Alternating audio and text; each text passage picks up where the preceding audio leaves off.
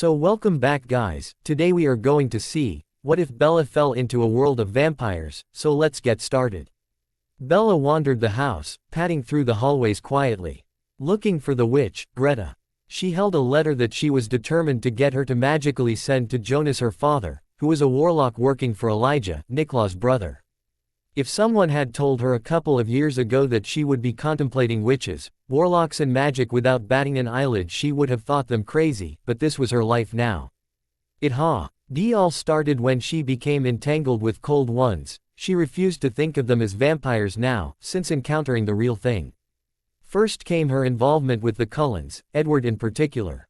And then 3 nomad cold ones she had run afoul of when they had wanted to eat her. One of them, James, had been killed to save her life, starting a ripple effect that had changed everything. Edward had later left, just 3 days after an incident on her 18th birthday, taking his whole family with him and completely failing to deal with Victoria, who wanted vengeance for her mate James's death. Victoria hadn't taken long to show up, and her revenge had been swift and bloody. Then afterwards, still unsatisfied, had taken Bella as her prisoner, where she had remained for several months. Until Niklas Mikkelsen had suddenly appeared in all his glory and in a blink decimated every cold one in sight. Once she had learnt some of his history, the irony of him, an original vampire, saving her had been darkly amusing. The majority of the supernatural world was terrified at the very mention of him, and generally with good reason too. He was unpredictable, violent and extremely intolerant of what he considered betrayal. He usually killed first, asked questions later, and yet somehow against the odds, he had quickly become her friend, her family, everything. She was well aware of how pet outsiders would consider her friendship with him, but couldn't find it within herself to really care what anyone else thought. Everyone who'd ever known her before were either dead or thought she was, thanks to Victoria. Her old existence was far behind her now. She had begun again, and while she sometimes missed Charlie, Renee and Phil, she truly loved her life with Niklas. Over the last few months he had come to treat her much as she had always imagined a little sister would be treated, and she had learned to accept his spoiling her with good grace. In return she had gradually earned his trust and had spent many hours listening to his life story, which truly fascinated her. She now knew every detail of the curse suppressing his werewolf side, and how he had daggered and stored away his siblings. Something she was horrified by, and had unashamedly told him so. She had thought she might have been close to convincing him to reconcile with them, but then word had arrived about Elijah, his older brother. And only awake sibling.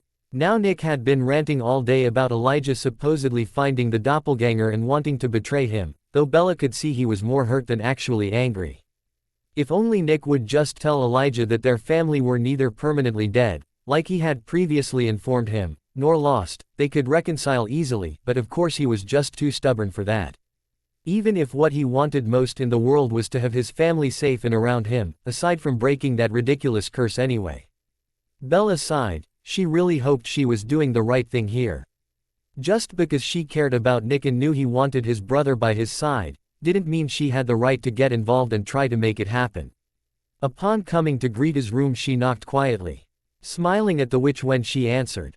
A few minutes later Greta was agreeing with Bella's idea. Of course it helped that she would get to see her father and brother again if it worked out.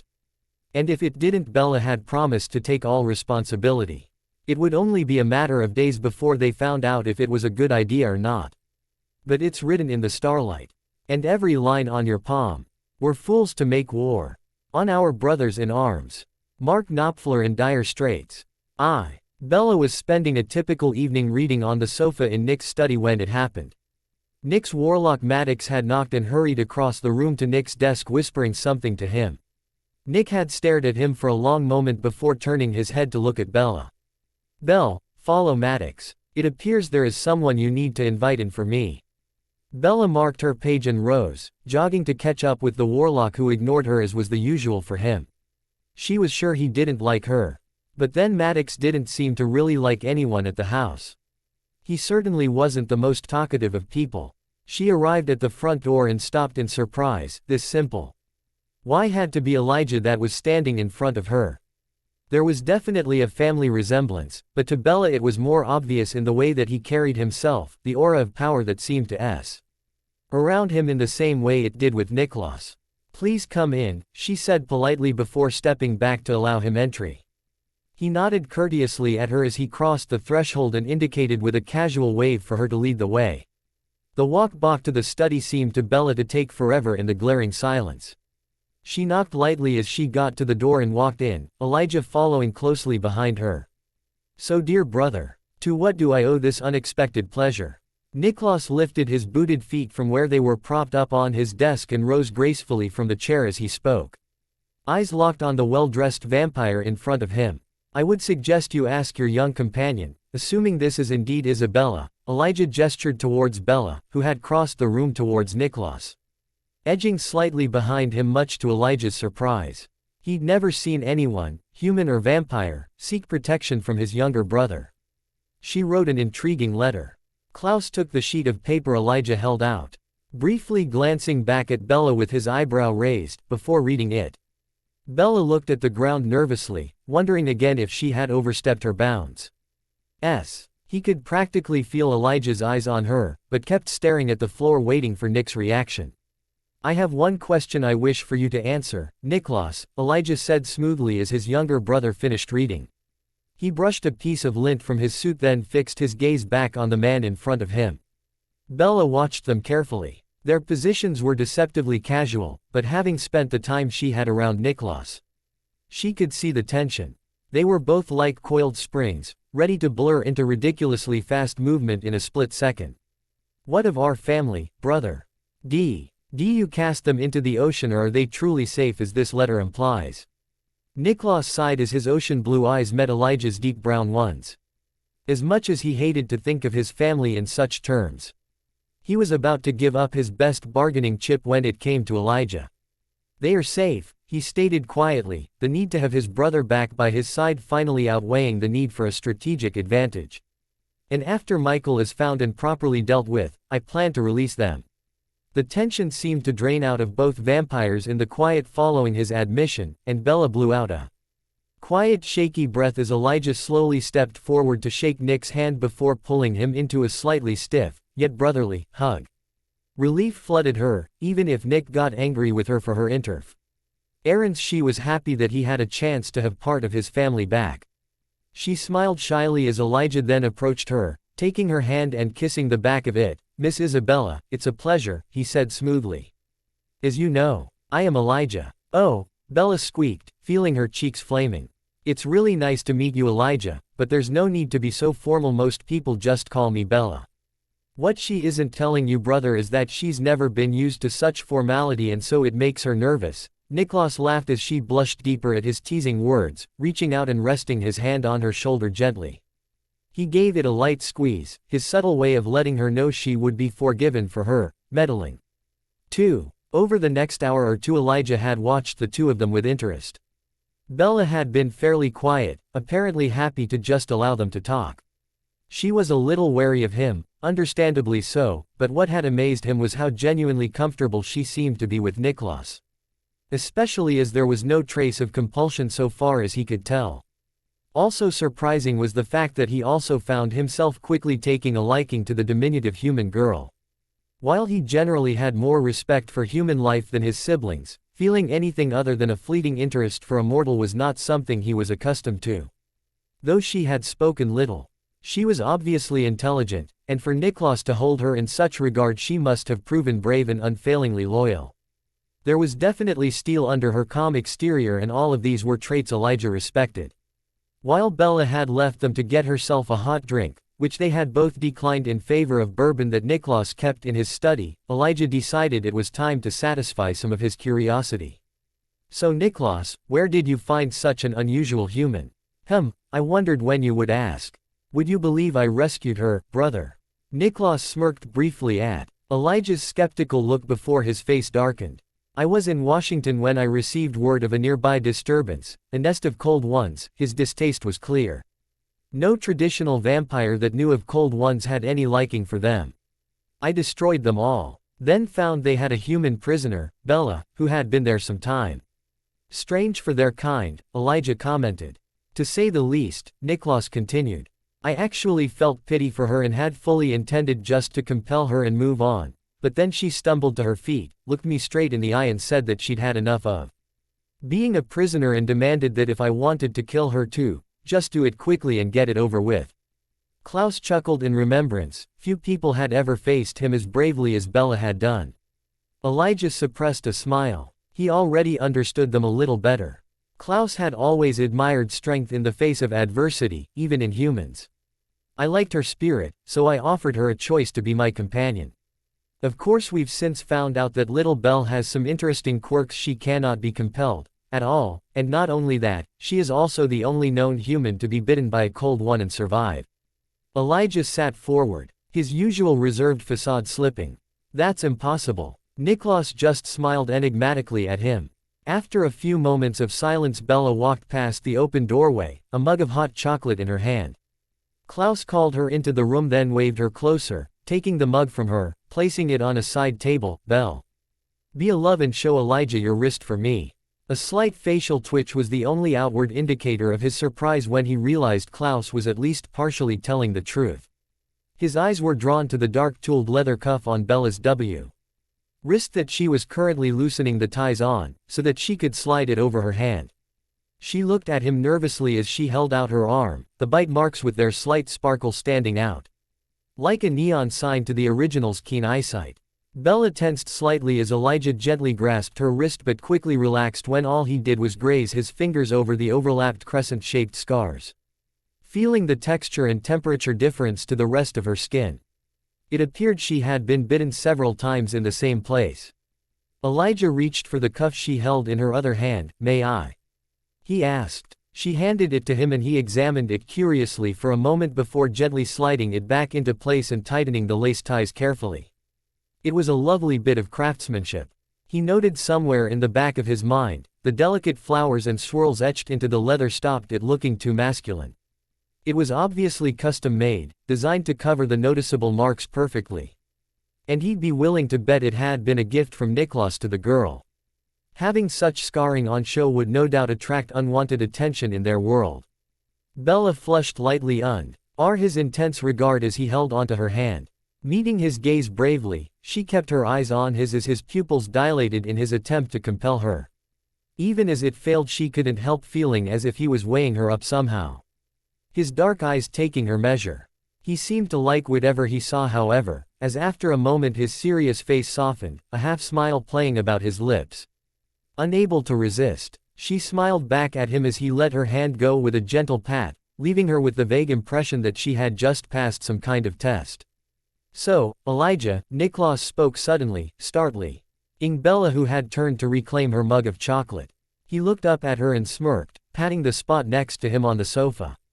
To Elijah she looked incredibly innocent, as she curled up on the seat beside his very dangerous brother. In her plaid pajama bottoms and tank top, sipping at her drink.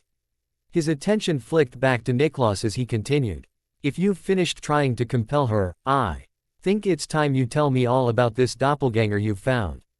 3. Elijah sipped his wine meditatively, mulling over everything he'd heard that evening. He had filled Niklas in on Th's situation so far with the doppelganger, Elena, and had been taken aback when his brother had agreed to consider options to spare her life during the ritual. It appeared that Bella had somehow been a positive influence on him. Though it seemed that Niklas must also have had some influence on Bella, as she hadn't even flinched during him talking about recent events surrounding Mystic Falls and its occupants. When he'd mentioned destroying the cafe windows with just a handful of coins, Bella had actually looked almost odd, while Niklas had smiled in amusement at both the story and her reaction. In fact, the only time he'd seen Bella look truly uncomfortable since his arrival was when Niklas had prodded her to tell him her own history. She had blushed and looked everywhere but at him as she told the story. From meeting her first love and being invited into a family, how she had been targeted by nomads and ended up with the scars she'd shown him earlier, right up to being cruelly discarded by the whole group. After the boy had ended things in the woods no less. He had heard of Carlisle Cullen and his group of animal drinkers previously. When you'd been around as long as he had, you didn't miss much. And he was startled by the actions of the so-called humane cold ones. It was bad enough that they had irresponsibly left a defenseless human with dangerous knowledge of the supernatural world. But to leave someone they had professed to care for, that one of them had claimed he was mated to, unprotected the way they had, was inexcusable, and their actions in not tying up loose ends before they left had directly led to her losing everything. Bella's apparent ease with his brother and his bloodthirsty lifestyle now made complete sense to Elijah. She had seen her entire family murdered in the name of revenge for something she wasn't actually responsible for, and all of her friends believed her to be dead too. Experiences like that usually fundamentally change a person, change their perception of things. Niklas was literally all she had left in the world, and it was no wonder she had adapted to this life so smoothly. He could see that Niklas was relishing having someone truly trust in him. And it showed in his actions. Elijah had barely kept his jaw from dropping in shock when Niklas had grudgingly admitted that not only had he promised Bella that he'd avoid killing innocents where possible, but that he was planning on keeping his word. His agreement in trying to spare the doppelganger was in keeping with that. Interesting story little Belle has, isn't it? Niklas spoke suddenly, bringing Elijah out of his thoughts. Yes indeed, I see why you are drawn to her. More than anything I find the cold one's behavior disturbing. To truly find a mate is uncommon, and I'm surprised even one such as them have thrown the term around so loosely. If she had been mated to the boy, then he could not have willingly left her. He looked intently at his brother for a moment. I assume you are not mated to her. It wasn't really a question, so he was unsurprised when Niklas confirmed no with a quick shake of his head. No, she is a friend, almost family. Elijah smiled genuinely at him. I cannot recall the last time I heard you refer to someone as an actual friend, and not just an ally or acquaintance. Well, don't go telling anyone. Niklas replied dryly. You'd only get the poor girl killed if it got out that I actually like her. Then of course I'd have to go to all the trouble of exacting bloody revenge. Of course, that would be far too much trouble. Elijah responded, amused. Elijah smiled to himself as the sound of Bella laughing at Niklas' teasing comments drifted from the kitchen where they were finishing breakfast. He stopped where he was in the hallway to listen to their banter for a moment. It seemed they were discussing the possibility of Bella returning to school to graduate, something she sounded eager to do. Having someone unconditioned, trust him and care about him as Bella did was bringing out the best in his brother. Their friendship was odd certainly, but it seemed to be good for the both of them.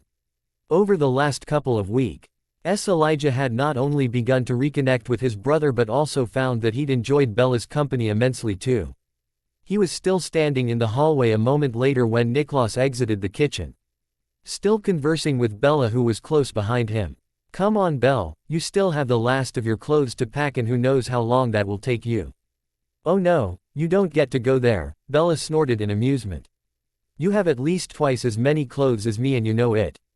Just because you can zip around with your super vampire speed, Niklas shrugged, unable to deny it, and lightly pushed her towards the stairs. It still means I will be faster than you, so go, get a move on love. Bella huffed good-naturedly and headed upstairs to finish her packing, ignoring the chuckles behind her. They were leaving today to head to Mystic Falls, and Bella couldn't help feeling nervous along with her excitement. This was where Nick planned to finally break his curse, and she really hoped it worked out for him. They already had a large house to move into, which would be transferred to her name for added security, once the renovations were complete. So it appeared they would be living there for a while at least. Which was why she'd been talking with Nick about school. Something inside her hated the idea of being a high school dropout, which she was, albeit due to extenuating circumstances. While she knew she'd never have a normal life again and had not only made her peace with that but was perfectly content with it, she wanted to at least have graduated school. And her thoughts. Her packing hadn't taken long, and soon her entire wardrobe was packed into a couple of holdalls and a garment bag. She didn't really have that many clothes, her tastes were still quite simple. And didn't really require an extensive selection. She'd had nothing when she was rescued, and so Nick had insisted on either himself or Greta shopping with her several times, and she had been pleasantly surprised when she had actually enjoyed herself. Of course it had all been high-end stores, which had taken some getting used to, but Nick had told if she was going to be his companion then she had to dress the part.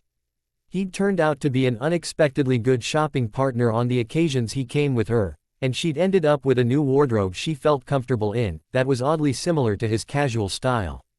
With her clothes packed, and after a last-minute check that nothing stray had escaped, she stuffed her toiletries in the top of one of the bags and zipped it closed.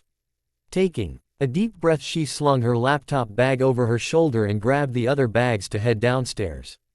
By the time she got a few steps onto the hallway, Elijah, having heard the movement, was in front of her.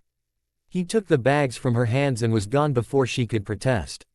She smiled to herself as she shifted her laptop bag and continued down the stairs to where Nick stood waiting.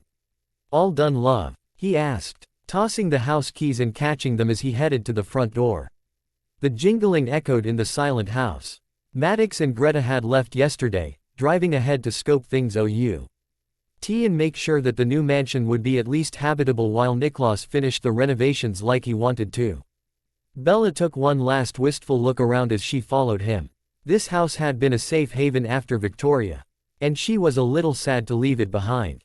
Elijah had just finished loading the bags into the trunk as Bella slid into the back of the black SUV, placing her bag on the seat beside her.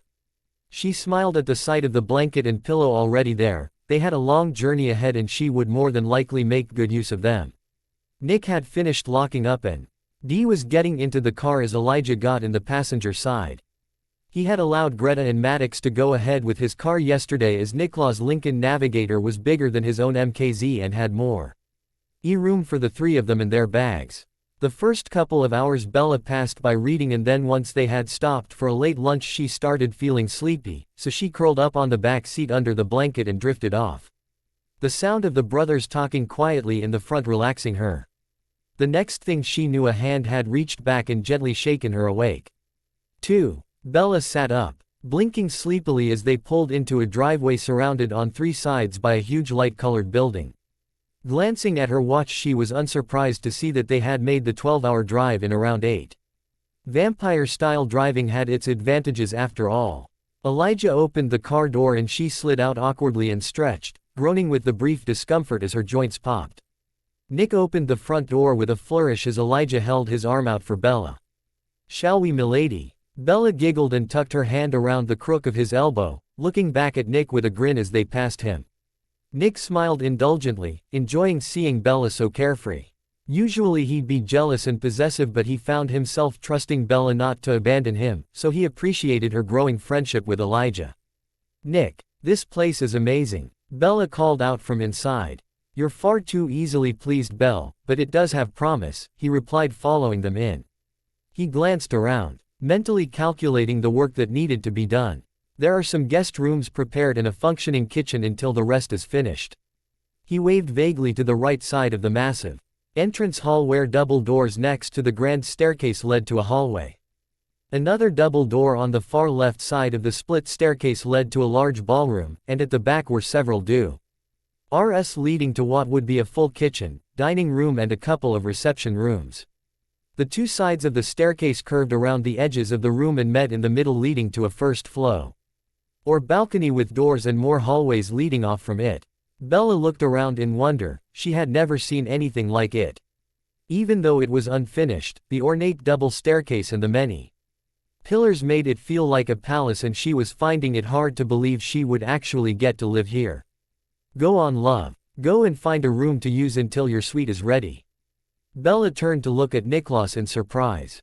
"My suite?" she questioned him. "Yes, love, you'll be upstairs with the rest of us once it is finished. You didn't think you'd be staying in the guest rooms, did you?" He sighed as she nodded. "While I would not presume to replace your family, you know that I consider you a friend. That is not something I take lightly. Of course you'll have your own space here," he smirked lightly. "Though you will be sharing a study with one of the others once they are awakened." Bella stared at him for a long moment. She knew how much it meant that he thought of her as a friend. He probably had less of them than he did family. Though the conversation was fairly light, what he'd just said meant a great deal, and without thinking she moved forward and impulsively hugged him.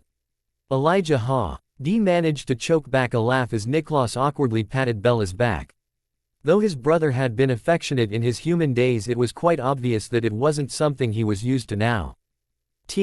He laughed finally bubbled up and out as Bella leant back, smiling cheekily, and said, "Sorry Nick, I know you don't do cuddly." Niklas gently nudged her away, trying to look stern and failing. Go find a room, brat. 3. Niklas looked around at the room mostly filled with students dancing. The high school was holding a 60s-themed dance, much to his disgust as it wasn't his favorite decade. The only good thing to come of that era was the Beatles as far as he was concerned. As he looked over the hormonal teenagers, he completely understood why Elijah had declined to come, insisting on staying home with Bella instead. Why he had thought coming here was a good idea was beyond him, but he had known the doppelganger would be here. She'd have her vampire protectors with her certainly.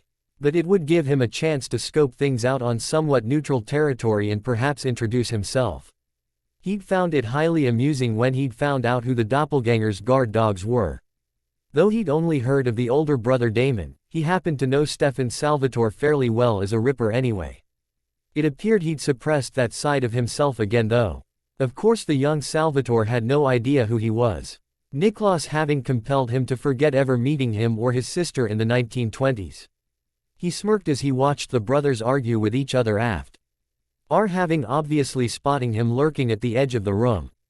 Damon, having obviously won the argument, handed off the doppelganger to his younger sibling and stalked towards him. Can I help you, mate? Niklas asked as the dark-haired vampire reached him. Yes, you can tell me why you're hanging around a dance you obviously don't belong at. Niklas held back from reacting to his arrogant tone and just smirked wider. Just getting a feel for the place, it's been a long time since I was last in this town. Damon looked at him suspiciously. Who are you? Niklas Mikkelsen, I believe you've heard of me. He bowed mockingly. I also believe you've already met my brother, Elijah. You're Klaus. And Elijah is your brother. Damon looked downright horrified now and Niklas couldn't hold in his chuckle. Didn't he mention that part? Tisk, I wonder how he could have left such an important detail out no matter. Now, unless you'd like me to start killing people, you'll kindly fetch the doppelganger. I have a proposition for her. He turned and left the hall, intent on finding somewhere more suitable to talk and knowing they would follow. Niklas leant against a table in the school cafeteria. He knew he wouldn't have to wait long for the doppelganger to show up and sure enough he quickly heard approaching voices. He smirked as the doppelganger entered the room, surrounded by 3 vampires and the witch. Oh look, you brought reinforcements, he mocked, sneering at Damon and Stefan. You do realize you can't actually hurt me. It was a little unsettling having to talk to someone he knew when they had no memory of him. Stefan Salvatore hadn't been a friend exactly, but was at least an acquaintance, and Niklas recalled that Rebecca had been fond of him. Of course he could easily put the cat among the pigeons and restore the memories, but something told him that for maximum impact that move would be best saved for another day. Just because he wasn't planning on harming any innocents didn't stop him from having some fun. Turning to Elena he smirked slightly. Well hello, doppelganger. She has a name. Stefan snapped. Ah yes, Elena isn't it? What do you want? Damon cut in this time. What I want is to talk to the doppelganger without being interrupted. Now I suggest you shut your mouths before I get irritated enough to tear all of your still beating hearts out. The mocking tone was gone now and the group in front of him wisely fell silent. He turned back to Elena who looked at him like a deer caught in headlights. Now love, as I'm sure you're already aware, I need your blood. What you do not know is exactly what I need it for. The curse you think you know about is a fake, the real curse is something different entirely. Now, I will have your blood no matter what. However, the manner in which I have it is entirely up to you. A fake, real curse. Damon and Stefan shouted over each other, but he ignored them, keeping his gaze on the young brunette in front of him. What do you mean? Elena asked timidly, speaking up for the first time and shushing Stefan and Damon who were both seething next to her. My brother and I have numerous resources at our disposal. If you give your blood to me voluntarily, I am willing to postpone the ritual until we find a way to ensure your survival. There is no way you're having her blood at all. Stefan hissed. Niklas spared him a brief disinterested glance and then looked back at Elena, continuing to speak. However, if you do not cooperate, I will drain you dry with no regret, and if you attempt to double-cross me, I will happily make every single person you care for suffer. No, Elena, Damon tried to pull her back as she took a step forward. We can protect you. At what cost? She replied to Damon before facing Niklas. Let me get this straight, if I agree to you taking my blood to break this curse, whatever it is, then you'll keep me alive and won't harm any of my family and friends. Unless I am provoked, I will not harm them. Niklas nodded with no trace of a smile. This wasn't his usual method at all, but he had promised Belle he would try this route first. Okay, it's a deal. Elena said quietly, ignoring the outraged protests from her friends. Niklas grinned as he turned and left the cafeteria. Hearing the beginnings of an argument break out behind him, he rubbed his hands together. Well, I think that went quite nicely. 2. The next couple of weeks went by quietly for the two Michelsons and Bella. Niklas and Elijah were both checking up on the doppelganger FAI. RLY regularly, and while she appeared to be keeping her word, they had no doubt that there would be trouble from her protectors. What they couldn't have known was precisely what that trouble would be. Once they had confirmed that Elijah was indeed allied once again with his brother, the two Salvatores had panicked. With Catherine still trapped in the tomb as per Elijah's compulsion, they had gone to her for help. Only Elijah could free her, and as he and Niklas had found her being trapped there amusing, she had readily offered the information she had in exchange for blood and a supply of vervain to ward off any future compulsion. Now Damon and Caroline had gone off to North Carolina looking for the vampire that Catherine had told them about, saying that he was a hunter and the only one who knew how to actually kill Klaus. In the meantime, unaware of this, Niklas had been working hard on renovating the house, with Elijah occasionally assisting him. Jonas Martin had been reunited with his daughter. And now with his son and Maddox, the four of them were currently working on ways to keep the doppelganger alive. Bella had managed to get enrolled at the school with Niklas' help, and a lit.tle judicious use of compulsion, and after taking a couple of placement tests, she was back in classes and set to take her finals in a matter of weeks. It would be hard work, and the revision kept her busy. But thanks to being in advanced classes previously and studying a little while living with Nick, she hadn't been too far behind on anything. Though she was at the same school, she wasn't in any classes with the doppelganger and her friends, as she was a year above them. But being the new girl in a relatively small school made her stand out, and she had inevitably crossed paths with them a couple of times. So far she had gotten away with just polite nods, but she knew that wouldn't last long. They were curious, and the fact she had come to town at the same time as Nick hadn't escaped them. Eventually they would figure out that she actually lived with the original siblings, and her days of peaceful anonymity would quickly be over. As she arrived back home, she couldn't help but think it was worth it. Niklas, and now Elijah, had come to mean everything to her. The familiar sound of the miter saw greeted Bella as she came through the front door of the mansion. It sounded like Nick was working upstairs, but it was hard to tell with the way the sound of wood being cut echoed in the massive entrance hall. She headed to the kitchen, wanting to get a drink before heading to her temporary bedroom to study. She had tried to tell Nick that the room she was using was more than enough for her, but he would hear none of it, firmly telling her that she would have the same space as any member of his family would. Though he'd said he never tried to replace her own family, to hear that he considered her part of his had touched her. Niklas and Elijah had ended up being like the big brothers she'd never had. The intimidating, dangerous, legitimately lethal, and in Niklas' case slightly psychotic, brothers she'd never had. She grinned as the noise from the saw stopped, and Niklas, obviously picking up that she was home, appeared in the kitchen doorway while Bella was rummaging in the fridge for a can of Coke. "Good day, love," he asked, heading towards the smaller fridge tucked in over in T corner where they stored their blood supply. "Same as usual," Bella replied, closing the fridge after finding her drink.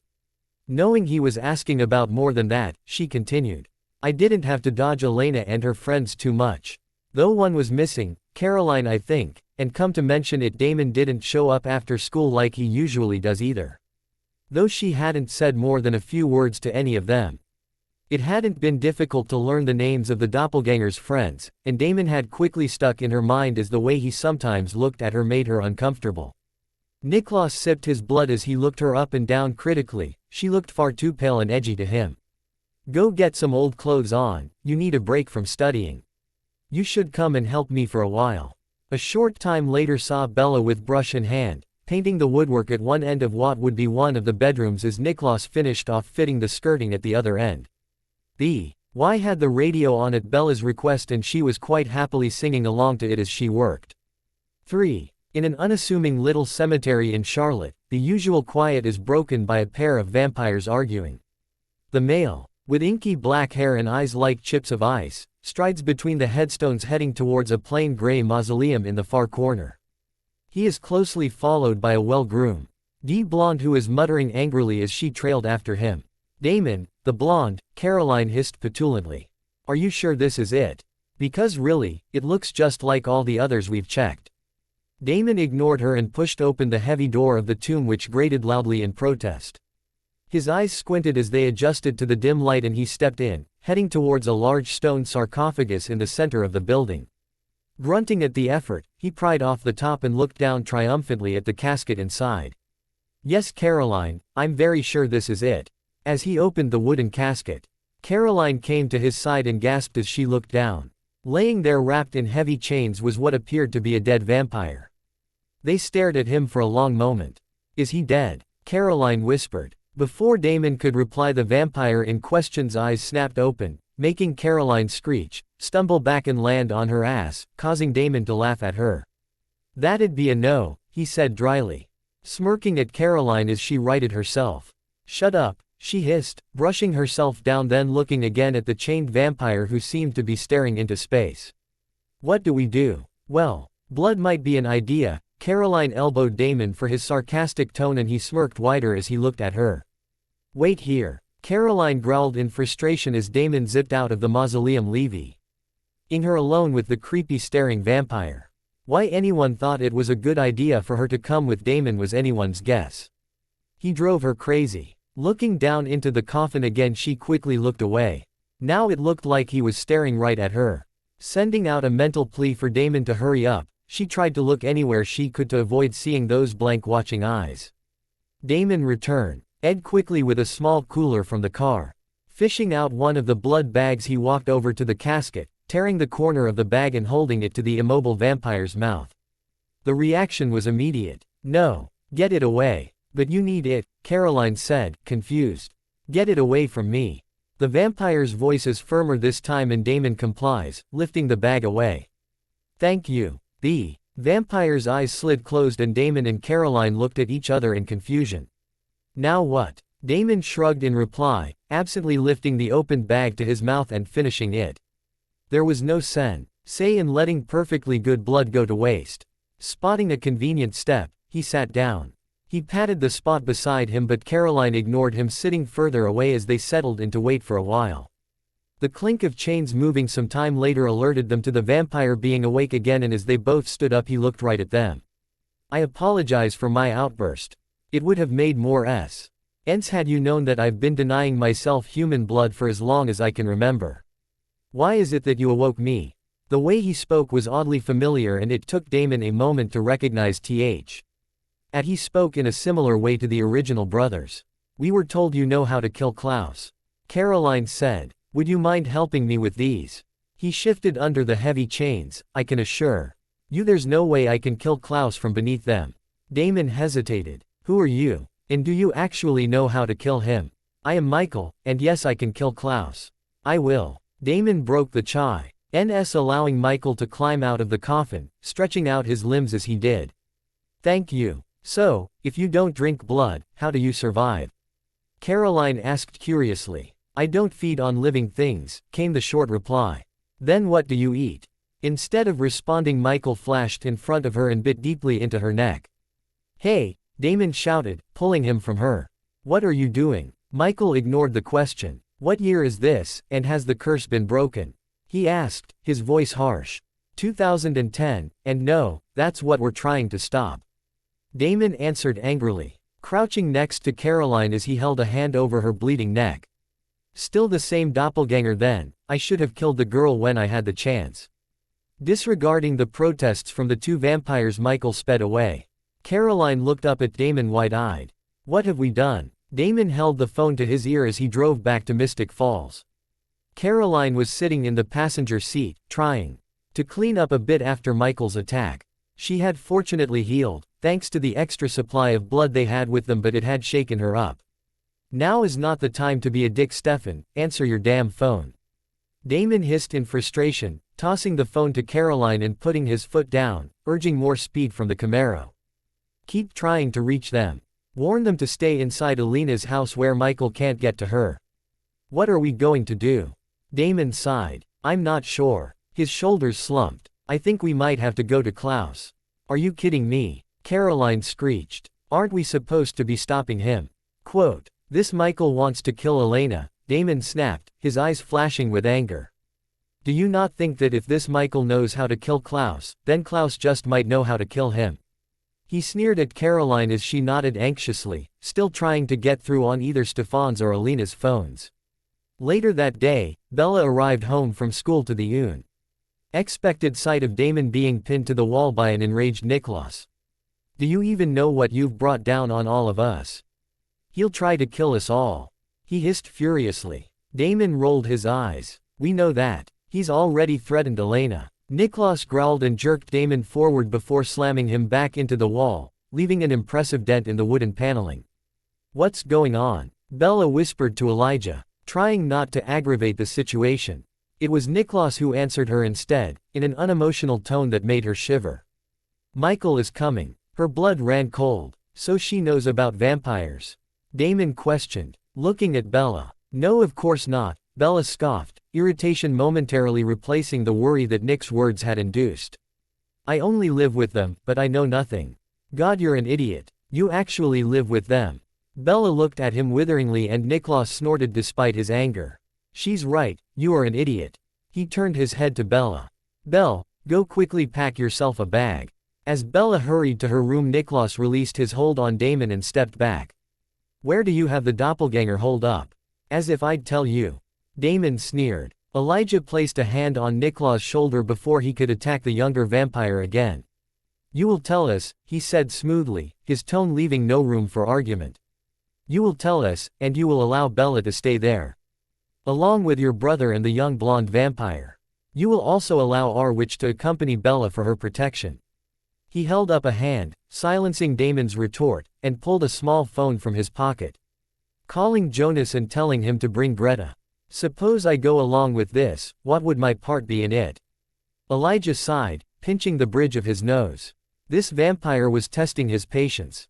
You have Elena at the boarding house, I assume. I would also assume you've had enough sense to put in her name so that other vampires cannot access it.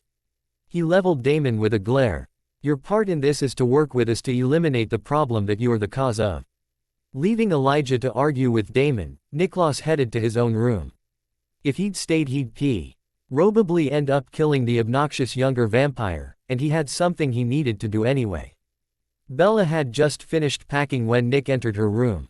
Without saying a word, he held out his hand, an ornate dagger resting across his palm. Bella looked at it wide-eyed. She hadn't actually seen it before, but she knew exactly what it was. Nick, she questioned him nervously as he handed it to her along with a small pot of white oak ash from his pocket.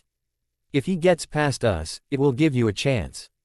Nick said quietly, looking everywhere but at her. Bella took the items and carefully hid them in the bottom of her laptop bag before turning back to face him. Though the dagger was no danger to Nick due to his werewolf side, it was one of the only things that could put down an original, and the fact that he trusted her with it was a big deal. Impulsively she threw her arms around him and hugged him tightly. Be careful, she mumbled, her face buried into his chest. He laughed quietly. Oh little Belle, I'm never careful. You mean nothing to me. Can I feed you a lie? For a pledge to be free. Bella sighed as she caught the furtive glances sent her way from the group congregated around the couches in the sitting room at the boarding house. Deciding she might as well get some revision done, she had found a quiet corner to sit with her laptop, thinking that she would be less likely to offend anyone that way. Unfortunately, even after a few hours, most of the group seemed to be offended just by her being there. The rest were curiously staring at her to the point of being rude. Closing her laptop, she got up and walked to the kitchen for a drink of water, exchanging a wry smile with Greta on the way, who for the most part was just being ignored. As she stood at the sink filling her glass, she heard a throat being cleared behind her and turned to see Elena entering the kitchen. Hey, we've never really talked. I'm Elena and you're Bella, right? Bella nodded, deciding that polite was the way to go. and was about to respond when another voice cut in from behind Elena. Watch it, she lives with the originals, she's the enemy. Who knows what she's capable of? In the kitchen doorway were Bonnie and Caroline, looking at her suspiciously. Hey, not only have I never intentionally hurt anybody, Bella retorted, irritated. But one of you is a vampire, one's dating a vampire, and the other is a witch. She looked at Bonnie. Even if Jonas did take your powers away. Have any of you ever hurt anyone? Killed anyone? I don't think you have any room to judge here. Elena looked down and Bonnie was silently fuming, so it was Caroline who softly asked, but doesn't your family care about who you're living with? My family are dead, Bella replied coldly, and before you ask, no, Niklas didn't kill them. You know, you really shouldn't attack what you don't know anything about. Taking advantage of their dismayed silence, she brushed past them and headed back into his sitting room, shaking her head at Greta's questioning look and ignoring Stefan, who was eyeing her speculatively. Opening up her laptop and focusing on the screen, Bella wondered how long she would have to wait here with no news. She was trying not to worry too much about Nick and Elijah, but Nick had told her about Michael. Even as a human, he wasn't someone you wanted to mess with, and now he was the ultimate hunter. As the three girls came back from the kitchen, Stefan stood up and announced he was going to sweep the area around the house for any sign of Michael. Bella rolled her eyes as the girls agreed with him. It would actually be safer for him to stay inside. Whatever, it's not like they'd listen to me anyway. Across the other side of town, Damon was searching for Michael. He had somehow gotten separated from Niklas and Elijah, and while he never would have admitted it, it made him nervous. He was usually secure in himself and his abilities, but Michael was an unknown and it made him uncomfortable. Hearing a noise up ahead, he turned the corner, but instead of the two vampires he had been grudgingly hoping to see, he found Michael. You again, Michael said almost pleasantly. I'm Sue. RPRISED at the company you are now keeping, when it was you who awoke me. Damon shrugged, smirking. Let's just say we have different opinions on acceptable losses. Well, that is a shame. Michael's hand flashed out and grabbed Damon by his shirt. Ah, you've been ingesting vervain, very wise, but unfortunately for you, you haven't had enough yet. Damon struggled briefly but couldn't fight as Michael stared into his eyes. Now, you will tell me where to find the doppelganger, and then you will wait here and do nothing. His jaw clenched as he desperately fought against the words, but he couldn't stop them. And his eyes closed in shame and regret as they forced their way out. She's at the boarding house. He was still standing there, eyes closed and head bowed, when Niklas and Elijah found him a short time later. 3. Take, and then make what you can. Quit choosing a side. Stay right where you stand. Stefan appeared back in the sitting room some time later. Caroline had gone to get me blood from the cellar and Greta was in the bathroom, so it was just Bella and Elena left, quietly ignoring each other. As Stefan walked in, something about the expression on his face rang alarm bells for Bella. But before she could say anything, he had grabbed Elena and taken her outside. Quickly, Bella retrieved the dagger and ash that Niklas had given her earlier from the bottom of her bag. Eating to the door, she dipped the dagger and hid it up her sleeve as she quietly followed them out. Her suspicions were confirmed when she saw a man, who could only be Michael, waiting outside facing away as Stefan led Elena right to him. Stefan visibly shook from fighting the compulsion as he firmly walked Elena towards him, while Elena just seemed confused as to what was happening. Bella crept up slowly behind them. But with his superior senses, Michael easily heard her and turned, viciously backhanding her across the face and knocking her to the floor. The metallic taste of blood quickly fed Bella's mouth as a thin trickle escaped, running down her chin. One advantage to her time in Victoria's company was that she had been greatly desensitized to blood. So now, instead of fainting she would have in the past, she just spat it out in disgust, forgetting for just a moment that there were two vampires in front of her until Stefan's head snapped in her direction, his eyes briefly glazing over before he regained focus. Michael watched her appraising Ly as she slowly got up. I can smell Niklas on you. His face somehow seemed disgusted yet at the same time coldly calculating. You could be useful. His dark tone made Bella shudder and she had to force herself to hold still when, after he detected no trace of vervain, Michael attempted to compel her to stay there and not interfere. Bella kept her face carefully blank until Michael assumed she was under his control and turned back to Elena, who had just stood there waiting as if she couldn't believe Michael would actually hurt her. Bella had to hold back an amused snort at that thought. From what she knew of Michael, it would come easily to him. While he didn't set out to deliberately take human lives, he would happily sacrifice anyone to get to Nick. And as killing Elena would prevent the curse being broken, he would do it in a heartbeat. Moving slowly so as not to draw attention, Bella carefully pulled the dagger from her sleeve. Relieved to see there was still a smear of ash on the blade. It all seemed to go in slow motion for Bella. Michael reached towards Elena, who was now screaming, having finally sensed the very real danger in front of her. Stefan closed his eyes, unable to act and unable to watch. Bella threw herself forward, and just as his hand had closed around Elena's throat, she thrust the dagger into Michael's back, piercing his heart. Even as Michael began turning gray, the compulsion wore off, allowing Stefan to rush to Elena and pry her from Michael's grip as he fell. Bella sank to her knees beside the fallen original, the adrenaline quickly fading from her system. Using the last of her energy, she quickly searched the body, and finding a carved stake held onto it tightly as she slumped over in exhaustion. By the time the three girls still in the house had made it outside after hearing Elena's screams, the action was long over. As Bonnie and Caroline reached Elena and started fussing around her, Stefan headed towards Bella. He had intended to see if she was okay, but as he approached and saw the piece of wood she was clutching, he curiously reached out for that instead. Bella flinched as Stefan went to pull the stake from her grasp, and pulled it in tight to her body. Her instincts told her that it was more than likely important, and there was no way she was letting him have it. As he gripped her shoulder, she shuddered, then relaxed as she suddenly heard a very welcome voice. "I suggest you remove your hand from her, before I remove it for you at the wrist." "Nick," she breathed in. Dee wanted to sob in relief at the sight of both brothers unharmed and walking towards her. "Elijah, you're both all right." Though she had known they were from Michael's words, she had needed to see them for herself. Quickly tucking the wooden stake up her sleeve to show them later, she allowed Elijah to help her up and offer his arm as support while Nick reached out and briefly squeezed her shoulder, his public version of affection. She noticed a very remorseful-looking Damon checking over Elena, and guessed correctly that it was him that had told Michael where to find them, albeit unwillingly. Bella didn't blame either him or Stefan.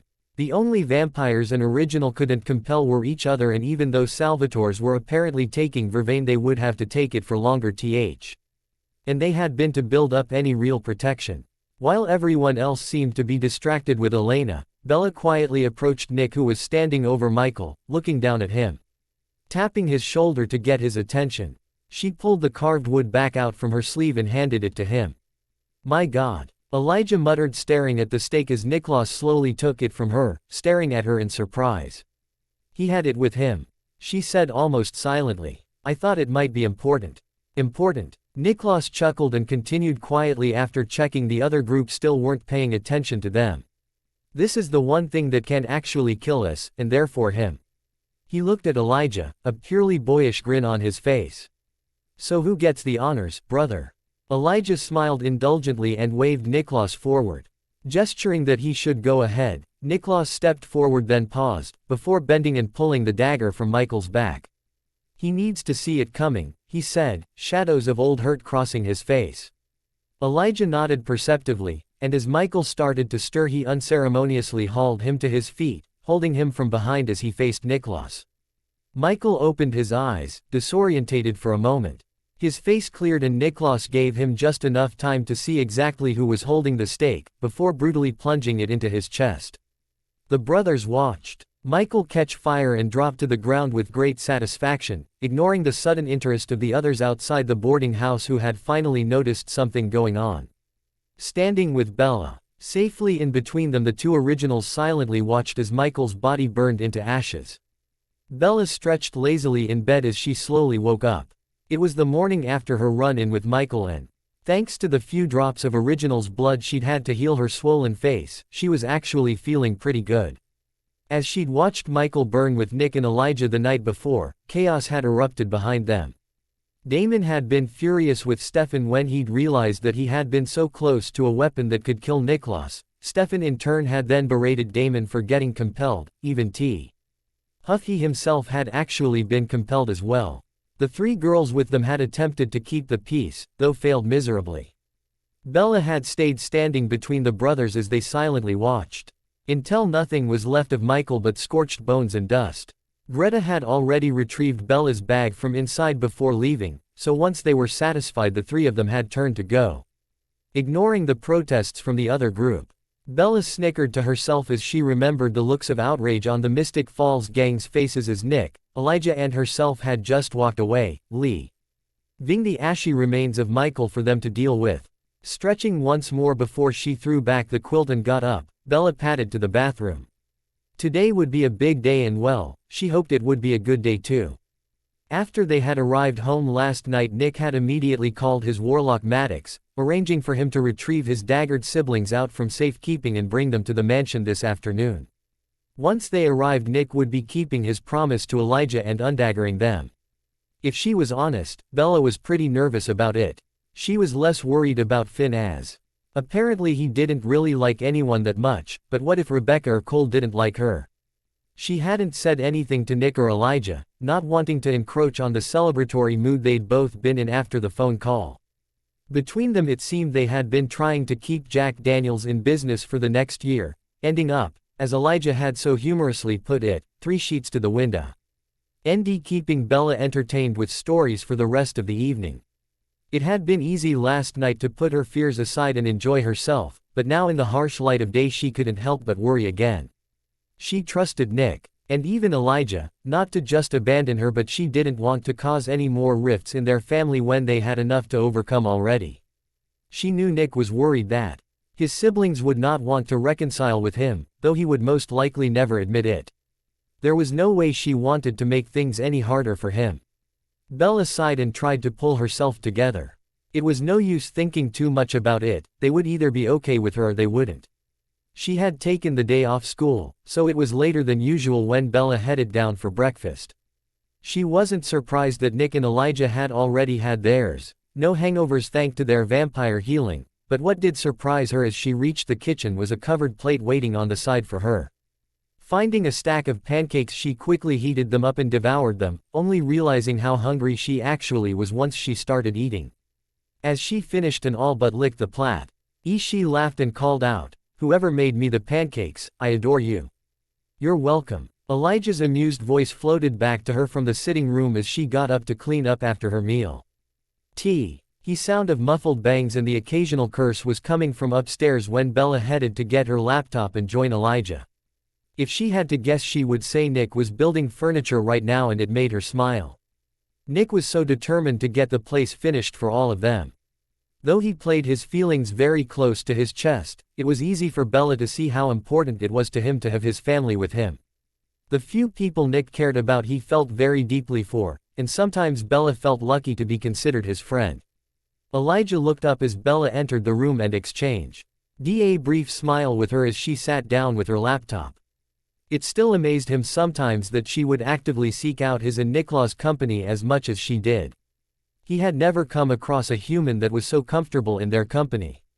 Let alone one that actually seemed to prefer it to being alone.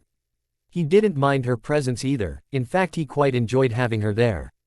Apart from being pleasant company, her love and unwavering loyalty to Niklas, and by extension himself, was something he greatly admired in her. She had seen the truth of what and who they are and had not even flinched. He hoped that when his siblings awoke they would take the time to see the same things in her that he did, because he was certain that if they did, they would come to appreciate her too. You can never say never. While we don't know when. But time and time again. Younger now than we were before. Don't let me go. Don't let me go. Bella's nerves were back in full swing by the time the Blue Lore Rye had arrived with the coffins containing Nick and Elijah's family. She watched from her perch in the hallway up the stairs as 2 of the caskets, a larger sealed one and an empty one that would have been Elijah's, were taken downstairs to the basement and stored away before the 3 containing Rebecca, Cole and Finn were placed in one of the smaller sitting rooms. Curiosity overcoming her, she quietly crept downstairs and poked her head around the door to sneak a peek. Nick laughed as he saw her, and waved at her to come into the room. She stood by Elijah and watched as Nick opened each box up and carefully pulled the daggers from his siblings, placing them on a side table. Bella's gaze skipped over the 3 bodies, lingering on Cole and Rebecca. Damn, your family had some good genes. Elijah chuckled at her odd sigh. I'm sure both Cole and Rebecca would be delighted to hear you think so. Nicholas smirked as Bella's face turned red. She still really did blush far too easily. How long will it take? She asked quietly. Not long, Elijah answered, maybe a little slower for Finn. Perhaps it is best if it is only myself waiting with them. Catching the unspoken implication that they would probably not react well to seeing him first, Nick gently grabbed Bella's elbow and led her from the room. They settled in the larger den again and Bella attempted to read for a while, though she was unable to focus for more than a page or so each time she tried. Nick looked the picture of relaxation at first glance, but his tense shoulders and occasional twitch of his leg gave him away to anyone who knew him well enough. Bella got up and put her book back on the bookshelf with a sigh. It really wasn't doing her any favors. Not enjoying the book? Nick asked her dryly as she sat back down. She glared at him half-heartedly. Let's not go there, mister. I'll pretend I'm fine but am actually sitting here twitching. A surprised laugh escaped him at her snarky response. You know most people won't dare to say something like that to me. Yes, but we both know I can get away with it, same as I've been getting away with hugging you. I don't hug, he said with distaste. I merely allow you to embrace me on occasion. Bella snorted, embrace you, my ass. Such disrespect. I've killed people for far less, you know. Nick told her, an amused smirk on his face. That's okay, because you've let me live after far more. While he was distracted by Bella, Nicholas hadn't noticed that his siblings were already awake now and approaching the room. As they listened to the conversation inside the room, they were dumbfounded to hear him laugh loudly as the unfamiliar female spoke. I told you he had changed, Elijah said, almost under his breath, as they looked at him in surprise. A noise in the doorway caught Nicholas and Bella's attention and they both looked over to see Elijah there, 3 figures standing behind him. They followed him in and Bella barely held back a whimper as quite Poe's Sibley, the most attractive man she'd ever seen, walked into the room. She had seen him earlier, of course, still laid out with a dagger in his heart, but it was nothing compared to seeing him alive and in front of her. He was taller than both Nick and Elijah, maybe around 6 foot and a little broader, with dark eyes and what she could only describe as sex hair. Her eyes wandered over his form, his green shirt and black vest hinting at the body underneath, the sleeves rolled up and showing off his muscular forearms. Long-time brother. Being around Nick and Elijah, she had thought she was used to smooth talkers. But his soft accent as he spoke to Nicholas was something else entirely, and it sent pleasant shivers through her. Much to her mortification, a strangled gasp escaped her, and her face flamed as every vampire in the room suddenly looked in her direction. Looking down, she missed Nicholas smirking knowingly as Cole blatantly checked her out as she had just done to him, his nostrils flaring as he picked up her scent. Murmuring an apology, she got up and left the room, hoping to regain some composure in the time it would take to go to the bathroom. Being human and therefore lacking vampire hearing, she completely missed Nicholas' splutter of laughter as Cole asked, who might that pretty little thing be? 3. Picture, you're the queen of everything. As far as the eye can see. Under your command, I will be your guardian. When all is crumbling, I steady your hand. As her epic bout of embarrassment started wearing off, Bella finally returned to the lounge where the vampires were still gathered. Elijah was deep in conversation with the older-looking brother who she assumed to be Finn. Which meant the younger one, who she had just had a slight mental breakdown over, was Cole, and he was talking to Nick. This had left Rebecca free to ambush her as soon as she entered the room. Bella, right. The blonde vampire looked her up and down interestedly. As I understand it, we have you to thank for us being undaggered. In part at least. Yes, I guess so. Bella said hesitantly, not quite sure how to react to her. Oh no, sweet, you have to own it. When someone owes you one, you mock. Sure they know it because it doesn't happen often with us. Rebecca winked at her and Bella smiled. She could suddenly see a little of Nick in the girl in front of her, and contrary to what most people's reaction would have been, it actually made her feel more comfortable. So, Rebecca begun, linking her arm through Bella's and moving them over to sit on one of the sofas. How the hell did you end up living with my brother of all people? He saved me. Bella had tensed automatically, and in her nerves her reply had come out sounding like a question. Though she almost laughed as the blonde E's eyebrows had then rose in surprise and nearly disappeared into her hairline. Nick saved you. Oh, this I have got to hear. She turned her body further towards Bella on the sofa and gestured with her hand. Come on, spill. Bella stayed silent for a long moment. It wasn't something she ever really talked about much. Not because she had any feelings for Edward, they had faded a long time ago. Ted, she just felt a bit foolish for having believed he loved her, as well as some lingering guilt. Nick and Elijah had both drummed it into her that what had happened to her and her family was not her fault. But the feeling had never completely left. She looked up to see Rebecca looking at her questioningly and, realizing that she would need to tell her story sometime and that from what she knew of her Rebecca would more than likely understand, she nodded to herself and started talking. It was a bit awkward at first and then the words just started flowing. Rebecca interrupted with the odd question but had mostly just let Bella speak as she told her about how she had first met Edward and noticed something different about him. Lost in her memories, Bella didn't notice as the room gradually fell silent apart from her voice. The four brothers stopping their own conversations as they too started listening to her, two of them extremely curious about the girl who had somehow brought their family back together. She laughed self-depreciatingly as she described the way Edward had easily lured her in, and it was only as she described being beaten then bitten by James that a sudden unfamiliar growl made her jump and realize that all eyes were now on her. May I see? Rebecca asked, her voice uncharacteristically gentle as she indicated the ever-present leather cuff on Bella's wrist. Bella nodded shakily, loosening the cuff and holding her arm out after slipping it off. The layered bite marks stood out like a flashing beacon to the vampires, and even Finn's usually stoic facade cracked a little as he looked at them. Elijah and Nick's face were impassive, they had already heard every detail, and Bella found that she couldn't even look at Cole, nervous as he already seemed to make her. There's more than one bite there, Finn said slowly. How could you survive this? Bella looked down as she slid the leather band back on, and haltingly continued her story, feeling a lot more ill at ease now that she was aware they were all listening. None of them interrupted as she briefly described the pain of having the venom in her body and then having it sucked back out. She glossed over her time in hospital and the recovery and quickly moved on to the events of her disastrous birthday party, finding it all incredibly uncomfortable to talk about with this audience and just wanting to get it over with quickly. Rebecca had been outraged as she'd got to the part about being left in the woods, calling Edward a bloody arsehole, and several more increasingly creative insults. Bella now faltered as she got to the hardest part and, blinking back the tears stinging in her eyes, she looked pleadingly at Nick. He stared at her for a moment then nodded. Go on, Belle, I'll finish for you. She bolted from the room even as Rebecca, Cole and Finn all looked at him somewhere between surprised at his kindness and expectant to hear the rest. Nicholas continued, his voice carefully neutral, as he described finding Bella. And how she had captured his interest when she'd stood up to him despite being all but broken.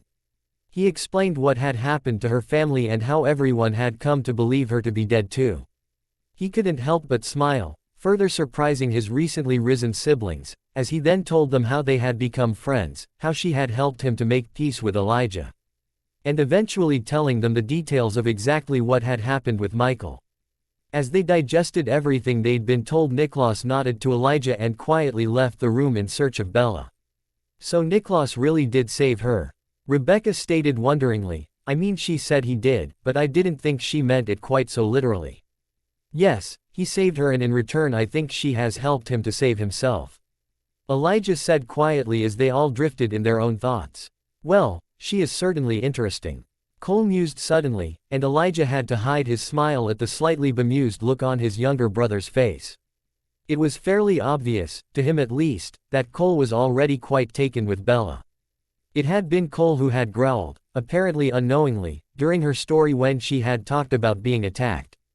It was also clear to him that Bella was equally interested, unless he had completely misjudged Bella's furious blushing and quick exit when she had first seen Cole. He supposed that they would have to figure it out in their own time.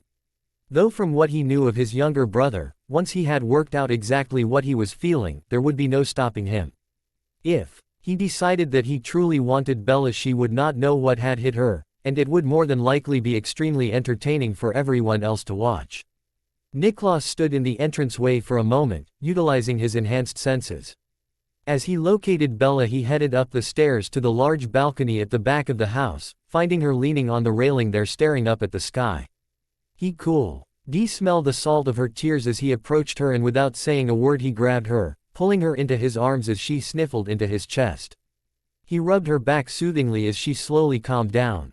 Not entirely comfortable with the affection, but knowing that she for once needed it. Despite the evidence to the contrary, I am not hugging you. Nick said suddenly, his voice lightly teasing. Right, a watery laugh escaped her. No hugs, this was just one of those embraces that you occasionally allow. She wiped her eyes and leant back to look at him. Thanks, Nick. Don't mention it, I mean it, not to anyone. Now, off you go and freshen up, while I change out of this shirt you've kindly watered all over for me. Bella giggled at his fake scolding tone. Why I put up with your blatant disrespect, he mock-sighed. Yeah. Bella snickered as they made their way to the stairs, you've killed people for far less. I know. Cole lounged on the sofa in the sitting room, playing with his phone. He was bored and wasn't quite sure what to do with himself. Glancing up at the clock, he noticed it was about the time that Bella was due home and grinned, perking up. He liked spending time with Bella. It had been a tough adjustment, getting used to life now. 100 years was a lot to miss out on, and so much had changed in the last century. Surprisingly, Nick had helped a lot in the couple of weeks since he woke. Explaining how things worked, Bella had been very quiet around him at first, but once she got over that, she spent a lot of time helping him along with Nick, and the three of them had become close. Nick was more like the person he used to be thanks to his friendship with Bella, and Cole found himself enjoying both of their company. When choosing a bedroom, he had somehow chosen the one that shared a study with Bella's bedroom, which had pleased him, especially when she had been amenable to sharing half with him as a study, and turning the other half of it into a movie room when he had discovered the joy of DVDs. With or without Nick or the others, they could often be found in there. Deciding that today would be a movie day, Cole got up and headed to the kitchen, digging out some popcorn. Glad that Bella had shown him how to use the microwave, he left it heating while he found drinks for them both and then emptied the popcorn into a bowl, taking it back into the other room to wait for her. It was there that Bella found him some 10 minutes later as she arrived home with Rebecca. She was feeling stressed and crappy and had planned to just hide in her room and study for a while. But the pleading look he gave her as he waved the bowl of popcorn at her quickly changed Bella's mind. She found it almost impossible to say no to Cole, especially when he gave her that face. Tomorrow was her last exam anyway. She figured if she wasn't ready for it by now, then she never would be. School had been hellish recently, not so much her finals, although they weren't fun. But more because of the resident Mystic Falls, Scooby Gang. Ever since the business with Michael, they had started haunting her every step at school. Though none of them were actually in her classes, they seemed to have constant eyes on her in between them and at lunchtime, and Bella had begun to feel as if she was under a microscope. A couple of them had approached her at different points after that night. Caroline in particular had tried to apologize, telling Bella that she was sorry and hadn't realized that Bella didn't have a family. Bella had replied with a terse, "Actually, I have a family. You just happen to think of them as enemies." The young vampire hadn't known how to respond to that, and Bella had just walked away.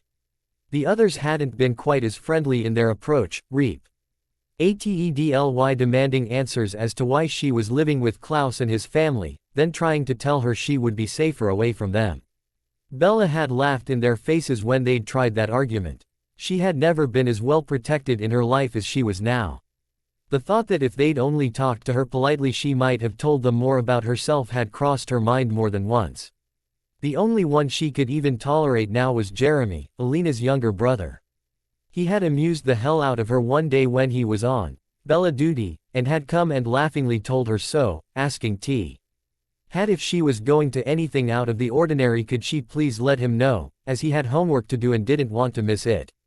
Bella had snickered and told him he might as well just go ahead and sit with her while she waited for Rebecca to get out of class.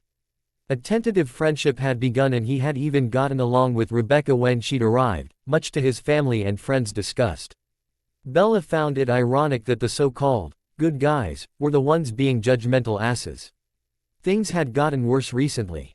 The witches had found a way to keep Elena alive after the ritual to break the curse, so Nick was pushing ahead, wanting the curse broken once and for all. The next full moon was in a couple of days, so tensions were definitely running high. Jeremy hadn't been able to why speak to her or Rebecca at all in the last week, though he'd still made them both giggle, pulling silly faces and waving whenever no one was looking. Bella was fairly sure Rebecca was nursing a bit of a crush on him. However, Jeremy aside, Bella was extremely relieved that tomorrow was her last exam and would be her last day of school, so she wouldn't have to put up with it any longer. Rebecca Gree. NNED as she followed Bella into the mansion and saw Cole making eyes at her. It was obvious to anyone with a brain that her brother adored Bella, if only he would come out and actually say it. Smirking, she trailed them up the stairs, following Cole into the movie room and kicking her shoes off before sitting on one of the sofas, her legs curled under her. Cole set up the movie to play and Rebecca couldn't help laughing as he kept looking at the doorway, quite obviously waiting for Bella to join them. Just admitted, brother, Rebecca said, snickering. Admit what? Cole scowled at her as she laughed. That you like her. Of course I like her, all of us like her. Cole answered evasively. Rebecca scoffed. That's not what I meant and you know it. I don't see why you don't just tell her she likes you too, you know. And if Nick had a problem with it, he would have already said something. Why would Nick have a problem? Cole asked before he could stop himself, glaring at Rebecca when she smirked triumphantly. It doesn't matter anyway. I don't do feelings, dear sister. She is fun to be around, but that's all. The words were like ash in his mouth as he said them, and he struggled to hide his distaste for the lie. Cole, how many other women have you even looked at since you woke up? She smiled gently as he just shook his head. Doesn't that tell you something? In the back of his mind, Cole knew she was right. In the few brief moments that he had allowed himself to think about it, he had realized that he craved Bella, wanted her as he had wanted no other in fact, and even the thought of other women turned his stomach now. But he'd spent most of his existence thinking of love as a weakness and something to be avoided. After his harsh upbringing at the hands of Michael and a millennium as a vampire, he wasn't sure he even knew how to love, and one thing he knew Bella deserved was to be loved properly. So he had ruthlessly stomped down those thoughts whenever they surfaced, no matter how much he wanted her and how abhorrent he found even the idea of her with anyone else. Setting his jaw, he looked at Rebecca and stubbornly repeated, I don't do feelings. Hearing Bella's approach, Rebecca dropped the subject, though she noticed the way Cole couldn't stop his eyes from lighting up as Bella walked back into the room. Oh yes, her brother had it bad.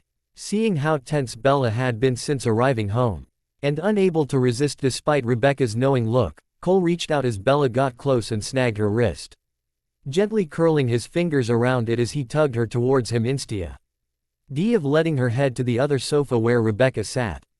You're sitting with me, he told Bella, grinning as he tucked her against his side, wrapping his arm around her shoulders. Bella flushed nervously. She still wasn't really used to being this close to him, and oh God, did he smell good. Not that this isn't nice and all, but why? She asked, trying to keep the flustered wobble from her voice. It's not like he could ever actually want you, a little voice hissed viciously in her head, sounding suspiciously like Victoria and sending a sharp stab of pain through her that made her flinch slightly. Not willing to examine his actions too closely, especially considering how at odds they were with his words to his sister, he just answered, because I want you to.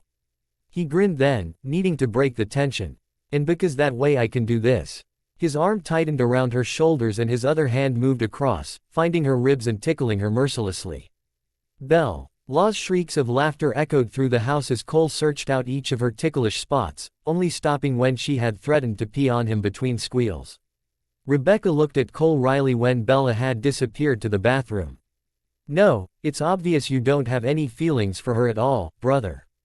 2. It's all up in the air and we stand still, to see what comes down. I don't know where it is, I don't know when. But I want you around. When it falls in place, with you and I, we go from if to when. Your side and mine, or both behind its indication. This is going to bring me clarity.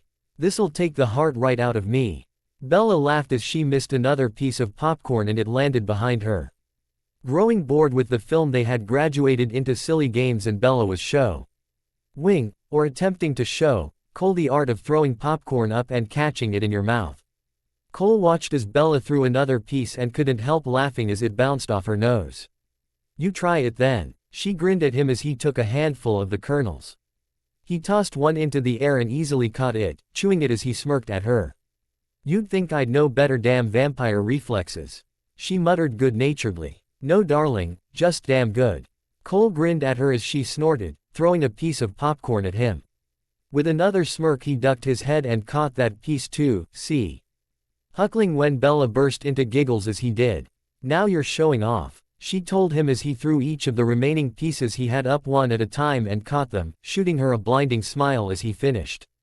Rebecca sat back and watched as Cole and Bella disappeared into their own world again, caught up in each other to the point where they had pretty much forgotten she was in the room. It didn't upset her though.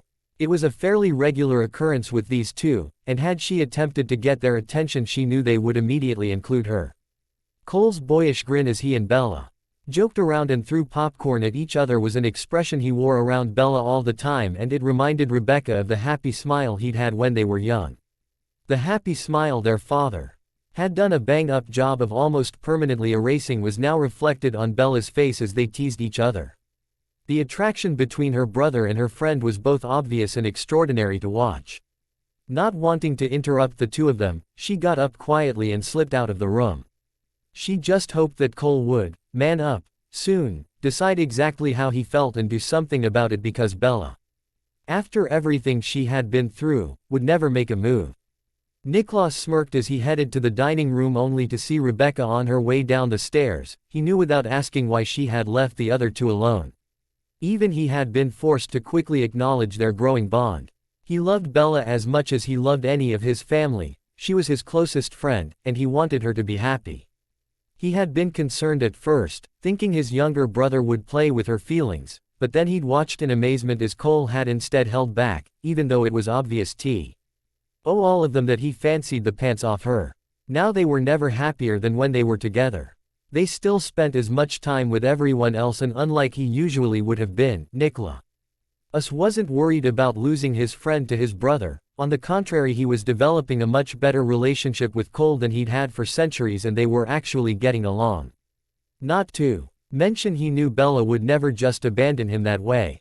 Rebecca smiled as she followed Nick into the sitting room, finding Finn there talking to Elijah as they sat with a glass of wine each.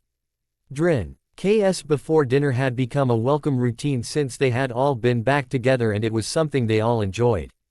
"Cole and Bella are watching a movie," Rebecca announced before anyone could ask where they were. She snickered. "Well, actually they are watching each other, but you get the picture." Sharing looks of amusement, the four of them settled down with their beverages and enjoyed some time together as Finn caught them up on how his search for Sage, the love of his life and only person he'd ever turned, was going. It was some time later, when they hadn't appeared for dinner, that Rebecca decided to go and check on her brother and Bella, and the sight she found made her genuinely smile before whipping out her phone to silently take a picture of it. Cole was sprawled on the sofa sound asleep, half laying there with Bella curled up against his side, also asleep, with her head resting on his chest. He had an arm wrapped tightly around her while she had her hand fisted in his shirt. They'd obviously been napping for a while as the DVD they were watching was cycling through the start menu graphics over and over, as she was trying to decide whether to leave them sleeping or wake them. Cole opened up one eye and looked at her. "One word, dear sister, just one, and I will shred every item in your wardrobe." Rebecca shook her head, glad she had pocketed her phone again after snapping the photo, thus saving her future blackmail. "Dinner's ready," she said quietly. Cole nodded and as Rebecca left began rubbing his hand up and down Bella's arm, slowly waking her. This wasn't the first time they had fallen asleep together, but they were not usually so wrapped around each other, and it had surprised Cole how much he truly liked it. Cole was lost in thought as he followed a sleepy Ella down for dinner, and if anyone noticed how quiet they both were, they thankfully didn't mention it. 3. This is going to bring me to my knees. I just want to hold you close to me. She is everything I need that I never knew I wanted. She is everything I want that I never knew I needed. Bella came out of school feeling as if a weight had been lifted. She'd just sat through her last exam, and now all she had to do was get through graduation, and high school would be officially over for her. If only the other issues in her life were dealt with so easily. Waking up snuggled up with Cole last night had rattled Bella a bit. She had been ridiculously attracted to him from the moment she saw him but had resigned herself to being firmly in the friend/family zone, but moments like that one, had reminded her of what she couldn't have, were difficult to take sometimes. Distracted by her thoughts of unrequited feelings and her impending freedom, Bella didn't notice the figure rapidly approaching behind her until an arm was around her, pinning her arms to her sides as a hand clapped over her mouth, preventing her from alerting anyone as she struggled in vain.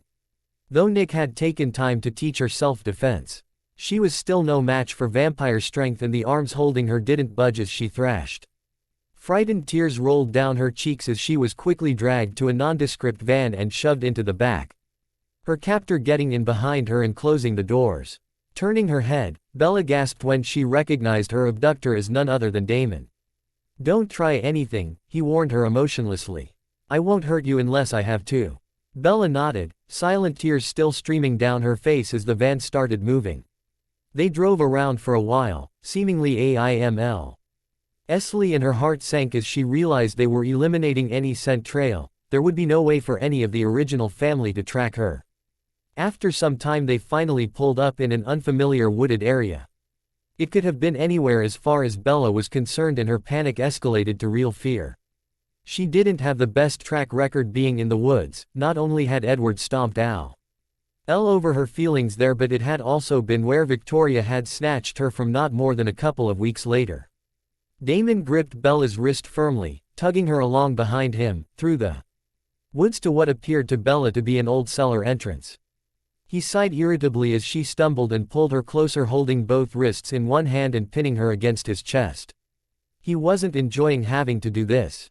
Bella stiffened at the forced intimacy, but he only blurred down the stairs underground, loosening his hold again as they reached a dusty room.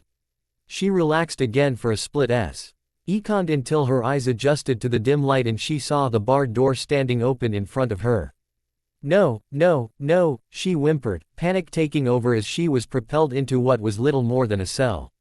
Damon tossed a bag and a lit flashlight in after her and closed and locked the door. For a split second Damon wondered whether he was doing the right thing, but shook it off as he walked away. It's for Elena, he told himself. And she was asking for trouble living with those originals. Past and present merged for Bella as she huddled into the corner, truly terrified of the vivid flashbacks. The close confinement was triggering. She curled in on herself, raising her knees to her chest and tucking her head down. Though she tried to remind herself that she couldn't possibly be back with Victoria again.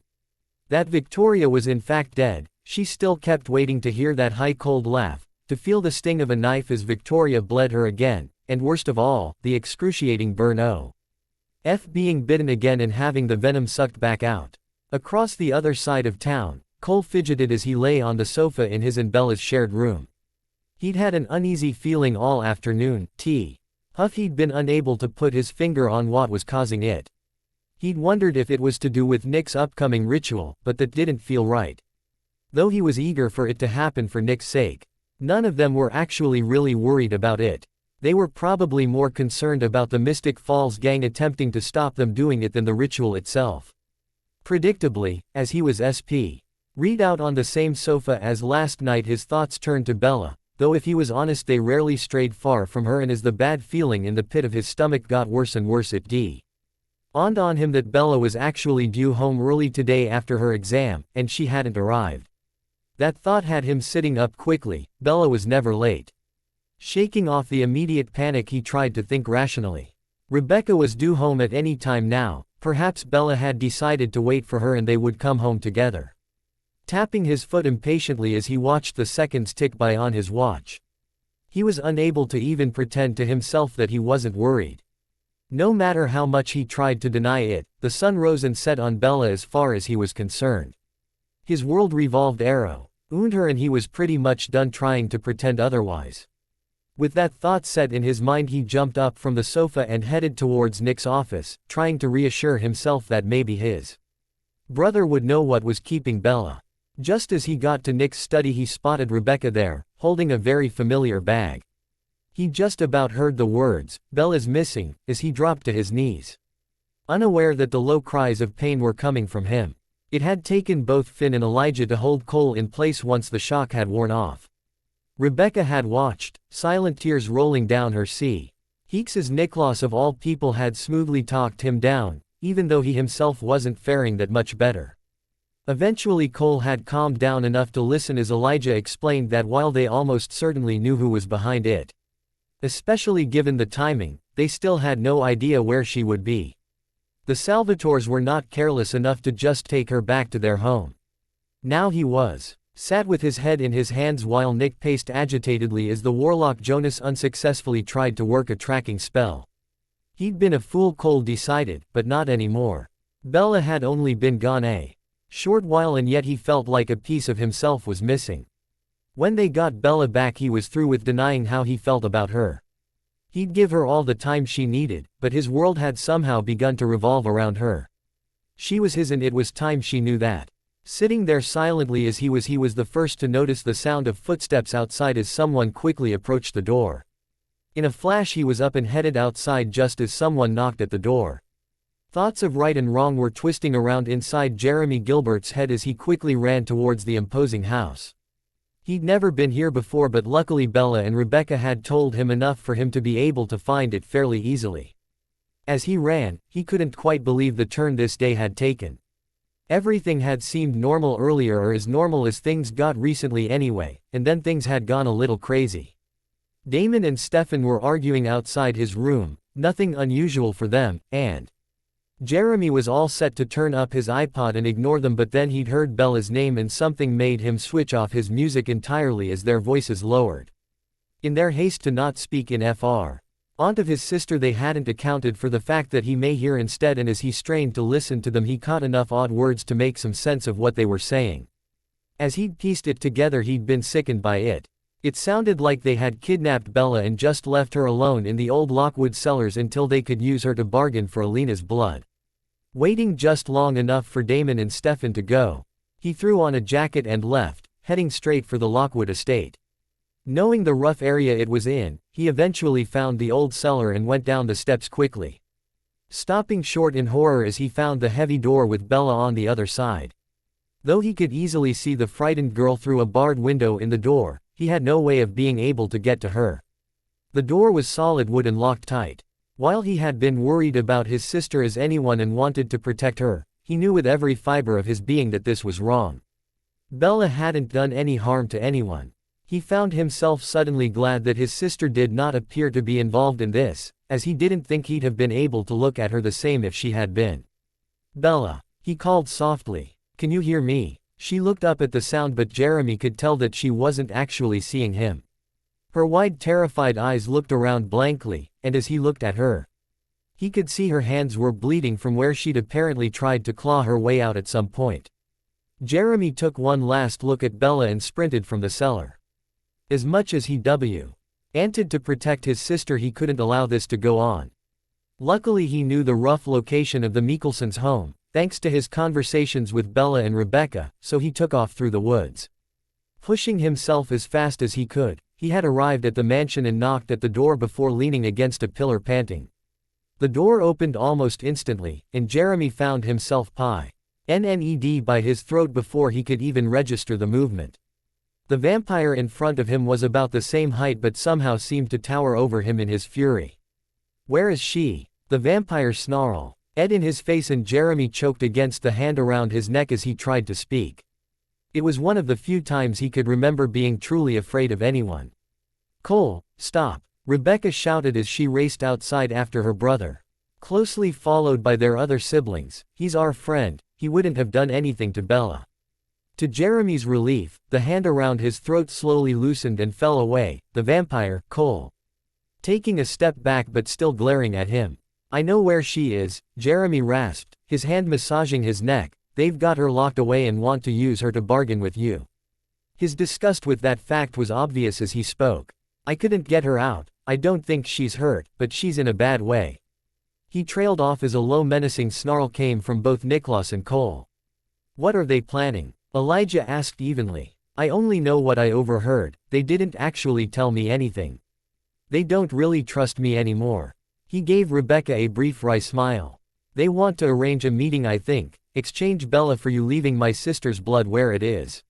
He winced suddenly. Look, I don't agree with what they've done, but she is my sister. Can you promise me she'll survive this blood stuff, that she'll be okay? Your sister will be fine, Niklas said stiffly. I cannot guarantee the same for the Salvatores, however. Jeremy nodded, knowing that was the best he would get under the circumstances. His sister may never forgive him for this, especially if her boyfriends had any say, but it was the right thing to do. I'll take you to her. Not wanting to waste any more time, Niklas and Cole quickly left with Jeremy, leaving Elijah, Rebecca and Finn to deal with the Salvatores when they called. Too fragile. She doesn't see her beauty. She tries to get away. Sometimes. It's just that nothing seems worth saving. I can't watch her slip away. I won't let you fall apart. Before long they had arrived at the cellar, and Niklas and Cole were both vaguely surprised as they recognized the area. Niklas had been expecting Cole to react destructively when he saw Bella, as he was having a hard time suppressing that reaction himself, but instead, he was beyond stunned as his usually impetuous brother dropped to his knees beside the girl and murmured softly to her as he quickly and efficiently checked for any broken bones. Finding her merciful, white clear of any serious injuries, he scooped her up and held her to his chest as she shuddered violently. Shush darling, I've got you, he soothed her as he walked out of the room she'd been imprisoned in, still holding her. It'll be okay now, Nick's here too, see. Bella looked up at his urging, a low sob of relief escaping her as Niklas stepped towards her, allowing her to wrap an arm around his neck, even as she still held tight to Cole with the other. Both brothers stood awkwardly close together as she clung to them both, still being held up by Cole. Exchanging a look over her head, they said nothing and just let her hold onto them as long as she needed to. Jeremy watched silently as the two vampires comforted Bella, swallowing back a lump in his throat that he never would have owned up to. Both Damon and Stefan had said they loved his sister, yet he couldn't begin to picture them being like this for her. They would be too busy squabbling over her, he imagined. What he could see here was worlds apart from that. It was clear that these two were extremely dangerous, it all but radiated from them, but he didn't think he'd seen anyone look at anybody quite the way Cole was looking at the girl in his arms. And Niklas' deep affection for them both as he stood with them was obvious. After a little while, when her shaking had eased, Niklas gently pulled away from Bella, digging his phone out of his pocket. The others will want to know you're safe. He offered his explanation and Bella nodded, burying her face in Cole's neck as they all headed for the steps leading up into the woods, Cole carrying her as if she weighed nothing, which to him, Jeremy mused, she probably did. He could hear Niklas talking quietly on the phone as they emerged into the woods. Are you now? He asked, an evil smirk twisting up his lips. Yes, we have her, so go ahead and have it. His smirk faded as the person at the other end of the line, one of his brothers Jeremy assumed, asked a question. She will be, he answered. Frowning as he glanced at Bella, her face still buried in his brother's neck, she will be. Back at the mansion, the front door banging open startled everyone as Cole walked in with a semi-conscious Bella in his arms. Niklas just beside him and Jeremy not far behind. Cole placed Bella on the sofa and the rest of the family watched in interest as he knelt at her side, a low rumbling growl emanating from him as he checked her over again for injuries, carefully examining the bloody scrapes covering her hands. Finally satisfied that there was no major damage, he nodded to Nick, who moved in and slid an arm around her, carefully maneuvering her up into a more upright position as Cole allowed his fangs to lengthen and bit into his own wrist, gently holding it to her mouth. His oud would not only heal any small injuries, but would help calm her as well as strengthen their bond. Something they both would need. Come on darling, drink for me, he whispered to her as he felt her begin to swallow. That's my girl. Keep going. He felt her take a few more pulls before the wound closed and he pulled his arm away, wiping the tiny smudge of blood at the corner of her mouth with his thumb as she opened her eyes and gazed up at him for a moment. She smiled weakly as she looked around the room, taking in the sight of all the Michelsons plus Jeremy before the utter exhaustion too. Over, and her eyes slid shut as she drifted into a natural sleep, knowing that she was safe now. Cole looked away from Bella and growled in irritation when he found his entire family's attention riveted on them. He scooped Bella back up into his arms and left the room, heading upstairs with her. Foregoing Bella's room and walking into his own, Cole gently laid Bella in the middle of his bed, rushing her hair off her face as she instinctively snuggled into his pillows. Spying a soft blanket folded on top of a chest of drawers, he retrieved it and covered her with it as Nick appeared in the doorway. Having detoured to the kitchen for a couple of blood bags. Accepting the blood Nick held out to him, he opened the corner and chugged it, barely tasting the thick red liquid. He tossed the bag in a convenient bin and turned back towards the bed. Klaus gripped his arm as he tried to pass by him. Hurt her, and I'll hurt you. Cole stared at his older brother for a long moment before he eventually conceded and replied, fair enough. Quote. Niklaus looked at him steadily, until he saw what he was looking for and nodded in return, releasing Cole's arm. In an unspoken agreement they each headed to a side of the king-size bed. And sat down, propping themselves up against the headboard, their legs extending down the bed either side of Bella. Clicking on the TV they settled into wait, accepting she would feel safer with them both nearby. She was there again, back in her prison with Victoria sneering at her. Though on some level she knew that it was just a dream, it was hard to remember that fact when faced with it. Just as she started to get sucked down into the familiar pit of despair, something changed. There was a presence with her, nothing she could see, but it almost felt like she had hands on her shoulders, supporting her, giving her strength and courage enough to face Victoria without fear. The nightmare faded as she did, and she floated in blackness, a vague sensation of arms wrapped around her, making her feel safe as she drifted. 3. We'll find the perfect place to go where we can run and hide. I'll build a wall and we can keep them on the other side. Bella woke up me time later to find herself snuggled up against a very solid, very male body. As the fog slowly cleared from her brain, she inhaled and recognized the scent of the man she was laying on as being Cole's. As for how she knew it was Cole by just his scent, well, she wasn't even touching that thought. Oh God, she cringed in embarrassment as she woke up further and felt him gently stroking her arm, an arm that she had draped round him, along with a leg thrown over him. Holy crap, she winced, I'm wrapped around him like a damn limpet. Aiming for subtle, she slowly attempted to remove herself, only to be halted in her tracks by a warm laugh and a muscular arm tightening around her. Where do you think you're going? Cole asked, his husky sleep-filled voice making her shiver lightly. Nowhere. She all but squeaked. An amused chuckle rang out and Bella almost jumped out of her skin before she turned her head to see Nick lounging behind her on the other side of the bed. Ass. Bella muttered, Ma. King Cole snorted as Nick looked at her, mock-affronted for a moment until his face turned serious. Are you alright, really? He asked. I'm doing okay, I promise. Bella replied, still feeling more than a little awkward. She again made to move away from Cole until his arm tightened once more as he tilted his head down to murmur softly to her. Please don't keep pulling away, he said quietly, unless why? Oh, you really don't like being like this with me? The look on his face tugged at Bella's heart. Somehow he managed to look half worried, half hopeful. She realized what a big deal this was for him to be putting himself out there like this. And the least she could do was put her big girl panties on and do the same thing. Knowing her actions would speak just as clearly as any words, she snuggled back into his side as she replied, blushing. No, I like it. Good. His hand stroked her side as he spoke and she could tell he was smirking. Don't start thinking I'm going to go all mushy on you now though. Bella snickered, feeling more relaxed as he joked.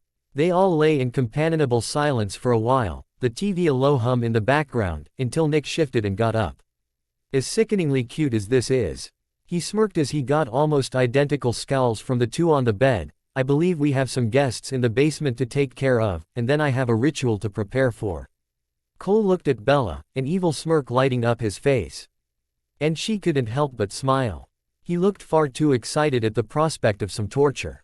The Salvatores, I guess. All right, just don't kill them, not on my behalf. Niklaus was unsurprised at her request and smirked as Cole sighed long-sufferingly when he agreed. Okay, then we can go play. Bella said, and Cole's eyes lit back up at her use of the word, we. He quickly kissed her on the cheek before practically bounding up from the bed, bringing her up with him. Niklaus looked at her doubtfully. You actually want to come and watch?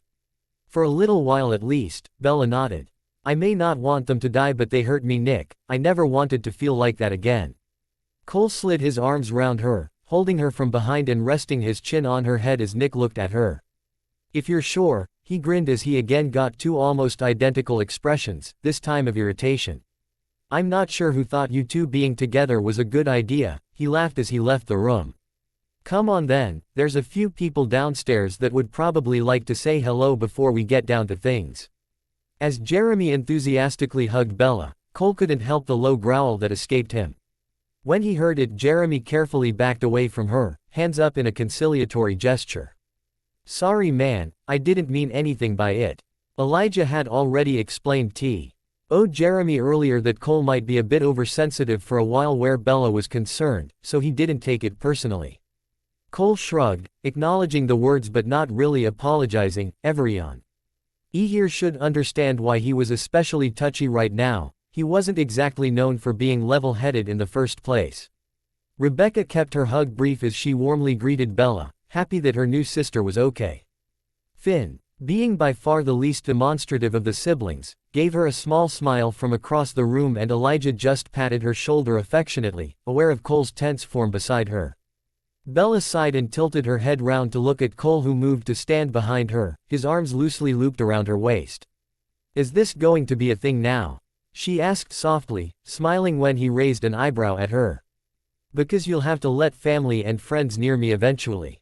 To the surprise of all who knew him, Cole didn't argue. He just grinned unrepentant at Bella and nodded, pulling her back against his chest as she faced forward again, his chin resting on her head.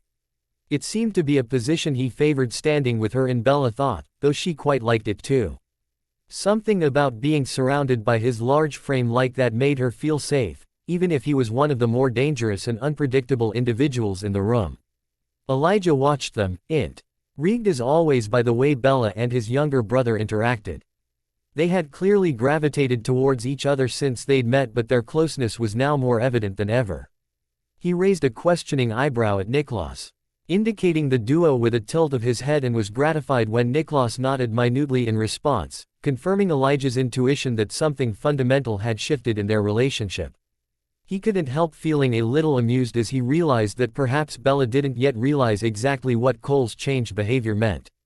Cole fidgeted as everyone made small talk and decided on what their next course of action would be. There were still two Salvatores waiting to be dealt with in the basement, and he was eager to get down there. Understanding the reason for his excitement, Bella rubbed his hand where it rested just under her ribs, liking the way he pulled her a little tighter against him in response and surprising herself with how comfortable she felt with this new level of intimacy with him. Elijah eventually chose to accompany Jeremy home to speak to Elena, and Finn decided he would visit with the Warlocks to see if they'd had any luck in locating Sage, who had been proving difficult to track down. Letting go of Bella and taking her hand, Cole was all but bouncing as they headed towards the basement with Klaus and Rebecca, who had opted to join them. "You seem like you're raring to go, brother." Rebecca laughed as they got to the top of the steps. Cole looked at her, his eyes flashing with barely repressed anger. "They hurt my mate," he said simply. Bella froze as Rebecca carried on past them and down the stairs, smiling once they couldn't see. Cole just grinned at Bella as she looked at him, her eyes wide, then kissed her forehead quickly, before tugging on her hand gently to keep her moving, following his siblings. "Inflicting torment now, mushy love stuff later, okay?" Bella choked out a laugh and nodded even as her brain still stuttered over his words. Did he really just use the word mate? Down in the basement, Niklas smirked, partly because he was glad his little brother had wised up and was doing right by Bella, but also because of the way the older Salvatore's eyes had widened as he'd overheard what Cole had said to Rebecca and then Bella. It was clear Damon realized they had seriously misjudged how much Bella meant to all the Mikkelsen family, and Nick was enjoying seeing him squirm. Stefan was further away from the door than his brother, and hadn't appeared to have heard anything or noticed anything until Bella came into the room with her hand still in Cole's. Both brothers were now attempting to keep a poker face, and though Damon was a little better at it than Stefan, neither of them were quite good enough to hide the worry flashing across their faces. Cole didn't let go of Bella until she was sitting down in a convenient chair to one side of the room, and then he turned to face the Salvatores, all but rubbing his hands together in anticipation. The gleeful smirk on his face was enough to send shivers down anyone's spine, and deep down even Nick was glad that look wasn't directed at him. "Hey, Come on Bella. Yo. You're supposed to be a nice girl aren't you? Shouldn't you be helping us? Stefan piped up, leaving even Damon with the urge to slap him. She has already helped you, she is the only reason you are still drawing breath. Cole's tone was polite and almost cheery, yet there was a menacing undertone that paired with the look on his face, made Stefan wisely fall silent for the moment. Klaus gave Bella a quick questioning look, and when she nodded discreetly with a brief incline of her head, he turned back to the Salvatore brothers with a vicious smile.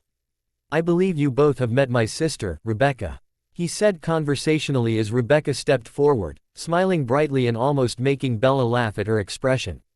Rebecca here, Nick continued, his light tone was almost too pleasant as he spoke. Apart from being something of a walking talking lie detector, also happens to be extremely good at getting into people's heads.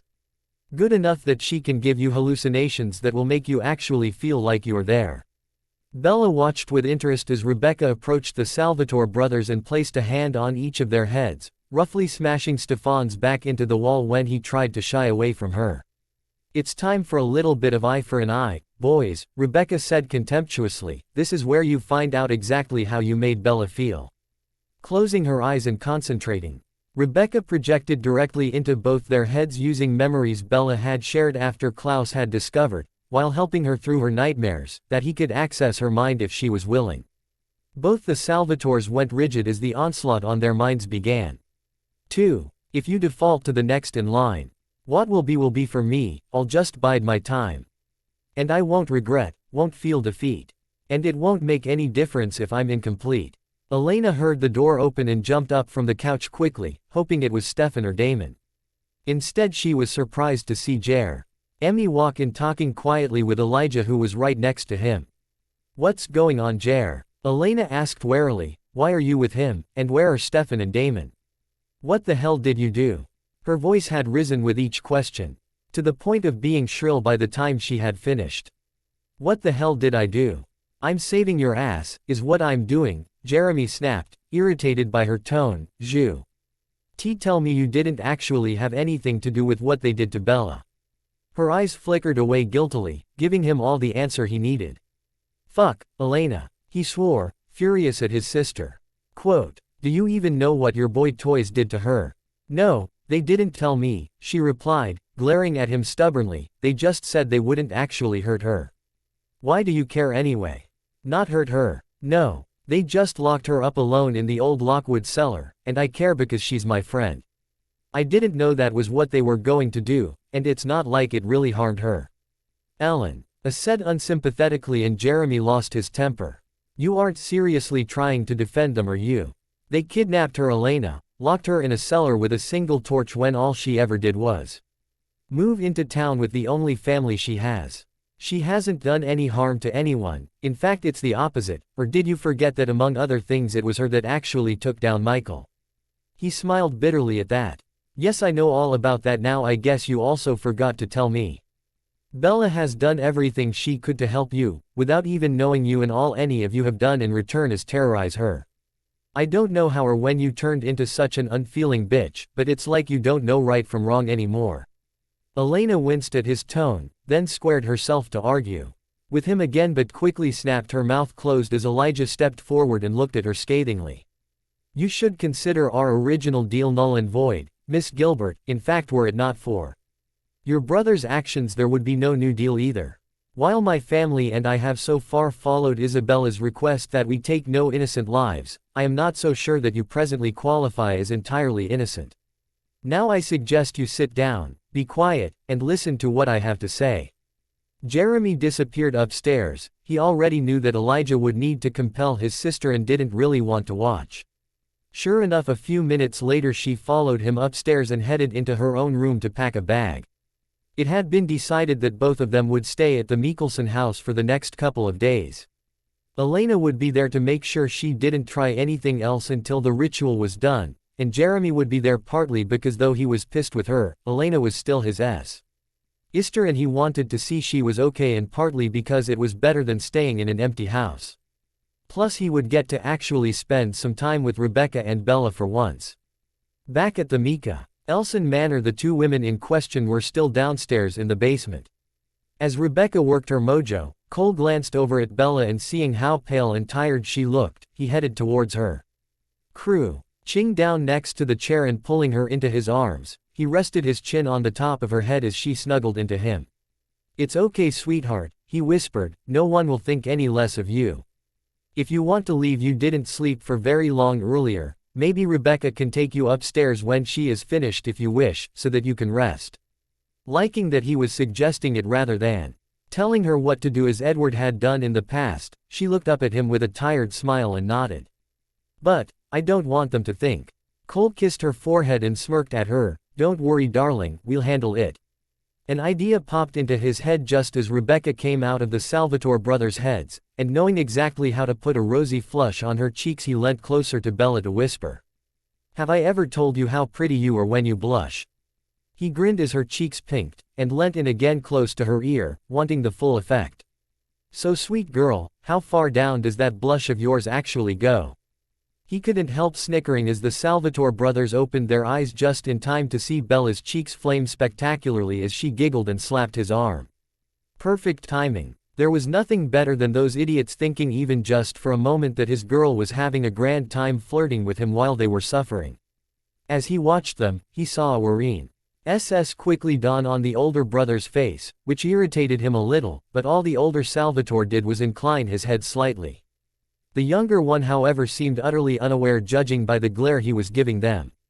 Definitely an idiot, Cole thought as the younger vampire attempted to stare him down even while chained to the wall. "So," Rebecca spoke pleasantly, a wicked smile on her face. "Which one of you is going to tell me whose plan it was to abduct Bella then?"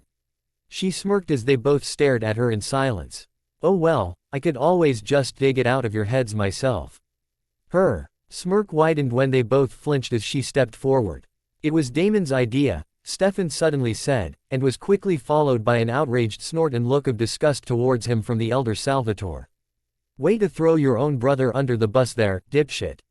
Bella snorted quietly. Cole heard her and had to quickly clear his throat to cover his own snort of laughter.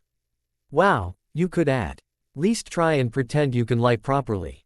Rebecca looked at Stefan disgustedly. "I mean, I already knew you were a rotten liar, but that took the biscuit, it just really stank." She turned to Klaus with a pout. "You obviously don't need me here, not if that's the sad extent of his ability to fib." She looked at Bella with a quick wink. "Come watch a film with me, sweets, you know how I get bored otherwise. We'll leave the boys to their fun." Bella grinned and nodded, glad to seize the opportunity to go and rest, and Cole took her hand, assisting her up and then giving it a gentle squeeze before he let go. Cole and Klaus watched the two girls leave chatting happily, and then turned back to their captives. Though they didn't particularly look alike, you could suddenly see they were elated by the matching looks of malicious glee they both wore. Together they stepped forward, and both almost laughed as Stefan clearly panicked and shouted out, grasping at straws. "But didn't she want you to keep us alive?" "Ah yes, she does." Cole plastered on a disappointed look for a moment as he answered, and then grinned wickedly, "But you'd be surprised what you can live through." 3. "But I know. Keep moving with me now. We've seen the way it's gonna be." On their return, Elijah showed Elena to a guest room and promptly compelled her not to leave the house without himself or one of his siblings knowing about it. Elena was infuriated and had slammed the door to the room closed in a temper as soon as he'd finished. Jeremy kept hold of his bag, hoping to find a room further away from his sister if possible. Just because he cared didn't mean he wanted to be subjected to her moods. Knowing he should also avoid the basement, he headed towards the stairs and hearing the faint noise of a TV. He followed the sound and found himself in what appeared to him to be half study, half home cinema. Hesitating in the doorway, he spotted Rebecca sitting on one of the couches. "Hey, is it cool if I come in?" "It's fine with me." Bella's voice piped up, and as Rebecca nodded in agreement, Jeremy walked further into the room to see Bella stretched out on the other couch with a blanket over her. Dumping his bag in a corner out of the way, he joined the girls, plopping down on the seat next to Rebecca and smiling at Bella, who he could see was clearly fighting to stay awake. Even as Jeremy watched for a moment, her eyes drifted closed, and then within seconds she went rigid, her eyes snapping back open, only for them to start drooping again within a minute or two. Sharing a concerned look with Rebecca, Jeremy tried to sit back and watch the movie. Bella was safe now at least, and there wasn't much they could do for her at the moment. Though he only really knew Rebecca and Bella, and not any of the others. It was obvious to him that he wasn't the person that Bella needed most right now. Down in the basement, Cole stood in front of the elder Salvatore looking him over. In an unspoken agreement with Klaus. They had both gone a good deal easier on him than the other. The younger Salvatore had managed to annoy the both of them straight away with his attitude, then he'd had the gall to try and lie to them. And not even lie well while he was at it.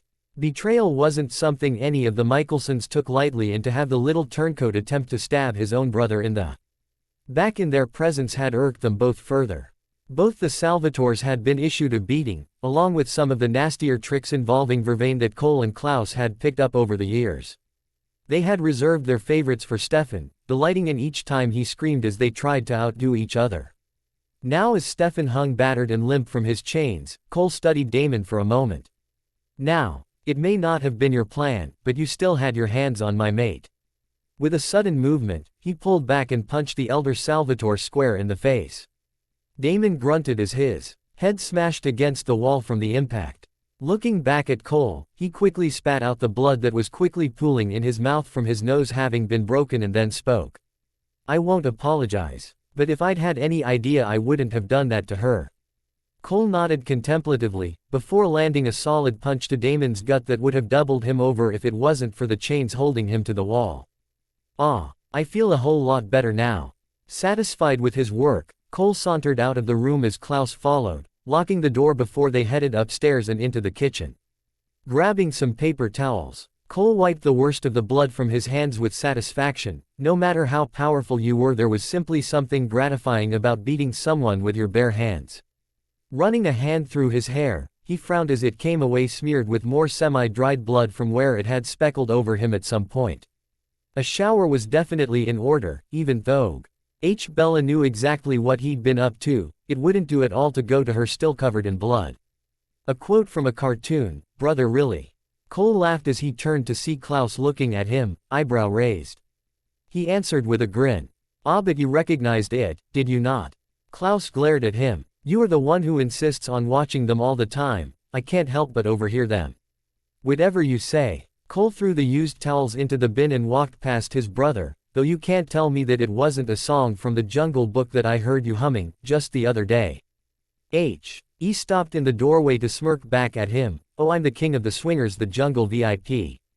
With a snicker, Cole dodged the apple that Klaus had found within convenient reach and thrown at him, and made his way upstairs to shower. Bella lay on the sofa in her and Cole's room and fought to stay awake. She had been doing so well, hardly any nightmares for weeks, but it had all been stirred up aga. And now she could barely close her eyes without seeing Victoria's face. Trying to keep her sleepy mind awake, she kept going over Cole's words from earlier. She had been stunned when he had so casually called her his mate. She had discussed mates in depth with Nick and Elijah, not long after Elijah had joined them. At the time it had been to help her understand that she had never been truly mated to Edward. Thank God for small mercies. Her inner voice helpfully supplied. Now though, if had Cole meant what he said, the train of thought halted quickly. It was Cole, and she knew that when it came to the few people he cares about. If he said it, then he meant it. So following her own logic, that must mean he really did consider her to be his mate. She was reeling from that revelation, and before she could even begin to process the fact that he'd also used the words, mushy love stuff, earlier, she heard footsteps in the hall, and somehow knew it was him. She sat up with a tired smile just as Cole entered the room. His hair still damp from the shower he'd just taken to get rid of the blood. Smirking a little, he sat in the space Bella had made for him and then pulled her closer, enjoying way she cuddled against his side as he put his arm around her. Snuggling up against Cole, Bella inhaled deeply. She found his scent mixed with just a hint of the shower gel he'd used incredibly comforting as she breathed it in. In a matter of seconds her eyes were closing, and before long she was sound asleep. Cole looked at Rebecca, raising an eyebrow in question, and Rebecca sighed. No, she hadn't slept yet. I think she was afraid of having nightmares. Cole nodded as he looked back down, and decided against trying to move into a bedroom without waking her. He wasn't sure whether she'd prefer her own room or not this time anyway. So carefully shifting himself and Bella, he laid himself out on the sofa with her snuggled against his chest. One of her hands gripping his t-shirt as if she was worried he'd leave her. Ignoring the quiet snickering coming from his sister, he pulled the blanket back up over Bella and himself and wrapped both arms around her, holding her close. After the events of the last day, and his reaction to Bella's disappearance, he was worn out himself, and it didn't take long for him to close his eyes and doze off as well. Lying near you, swear you can feel me. Reach your hand and try to touch the skin. But it's just you breathing. Torn fabric, wrapped around you. Hands shaking, as you're reaching out. To cover that mirror now. Jeremy knocked on the door of the room his sister had been given. A steaming mug of coffee in his hand as a peace offering. What? He winced at the venom in her tone but sighed and slowly opened the door anyway, poking his head round, wary of any possible objects that might come flying towards him. He saw her sitting at the head of the bed as he stepped into the room, closing the door again behind him. "Oh, it's you," Elena huffed. "What do you want?" "I thought you'd be busy with your best friends." She sneered the last part, and Jeremy scowled at her. "Give it a rest, Lena. Neither Rebecca or Bella have done anything to you, in fact. Bella has probably saved a lot of lives." "Where are Stefan and Damon?" she asked, her jaw set stubbornly. "They're alive, that's all I've been told." Jeremy fudged the truth a little, not wanting Elena to try anything stupid. Which he knew she would if she knew they were only downstairs in the basement. He handed Elena the mug, sat at the foot of the bed and looked his sister seriously. "Do you have any actual idea of what Klaus and his family can do? They could kill half this town in a blink if they chose to, and you went along with a plan to kidnap the main thing that is stopping them from doing that." "I didn't have anything to do with it," she protested, sounding weak even to her own ears. "You knew Lena, and you could have stopped it. Instead, you let an innocent girl be thrown into a locked room, in an abandoned cellar. Not to mention the fact that you then wanted to use Bella as a trump card to blackmail your way out of this ritual you'd agreed to do." He sighed and looked away. "Look, I don't want you to have to do this thing, I really don't, but you never should have involved Bella, she had nothing to do with it and it wasn't right." Elena nodded, not really able to argue the point with him. "What's going to happen tonight?" she asked quietly instead. Her mind whirled as Jeremy explained that they were doubling up on their methods to keep her alive as a precautionary measure. Not only would she drink an elixir that would bring her back instantly, but they would have witches cast a protection spell on her, ensuring that she would be brought back if the elixir failed at what it had been made to do. Elena wasn't about to let go of her issues with Klaus and his family, especially after them forcing her to go through with this, but she wouldn't go directly after Bella again, anything that she did plan. She would make certain Jeremy would have no clue about it, as she decided that she obviously couldn't trust him. At around the same time, in her shared room upstairs, Bella slowly woke up to find herself snuggled against a solid male body. She was mildly startled at first, but instead of panicking she just stretched a little, and then cuddled closer as the familiar muscular arms tightened around her. Cole hummed sleepily above her head. "You okay, darling?" Taking a second to marvel at the fact that she hadn't had any nightmares, Bella nodded int. "Oh," his chest as one of his large hands stroked up and down her back. "I could really get used to this, you know," he said, his voice thoughtful. Bella looked up at him questioningly. "I could get used to waking up with you in my arms," he clarified, and she blushed lightly, burying her face back against his chest. With a grin, Cole shifted suddenly, moving them both so that they were lying on their sides. Bella pressed between him and the back of the couch as they faced each other. Their faces almost level now, Cole leaned in, his mouth no more than an inch from hers. "If you don't want this, now is the time to say so," he breathed. Bella could practically feel his lips moving as he spoke, he was so close now. She was hyper-aware of everywhere they touched, their entwined legs, his hand resting on her hip. With a noise somewhere between a whimper and a sigh, she closed the gap between them and lightly pressed her lips to his. For a second he was motionless and she panicked that she'd done the wrong thing, and then he came to life. A deep groan rumbled out of him as he pulled her closer, the arm underneath her shifted, his hand now in her hair, angling her head so that he could kiss her deeper, the other hand grasping her leg, hitching it up to rest over his hip. Bella gasped against his mouth at the feel of his body pressed so intimately against her, and Cole took the opportunity to slide his tongue against hers. the hand at her hip holding her tightly against him as she kissed him back. He'd never really been all that bothered about kissing before, thinking of it as more of a means to an end than anything. But with Bella he could happily spend all day here attached to her lips. Pulling back to let Bella breathe, Cole ducked his head and kissed down her neck while she obligingly tilted her head back for him. Her fingers tangled in the hair at the nape of his neck, tugging lightly and making him growl as he sucked on a spot just above her collarbone. Her inexperience all but forgotten, Bella whined and pressed herself against Cole as he slowly moved back up to her lips, the kiss becoming almost feverish as he mapped out her mouth, their tongues twisting together. Neither of them had any idea of how much time had passed, but the sound of a throat clearing broke through their haze suddenly. Bella hid her face as Cole grumbled, lifting his head enough to see Elijah standing in the doorway. Looking vaguely uncomfortable. "Can we help you, brother?" Cole asked, smirking as his irritation giving way to amusement when he saw how awkward Elijah looked. Elijah smiled internally as he caught sight of his brother's face. No matter how Cole tried to downplay it, he could see through the cocky facade, and right now his little brother was all but radiating bliss. "It's nearly time to leave for the ritual. I wanted to check you were awake." He wore a faint smirk of his own now.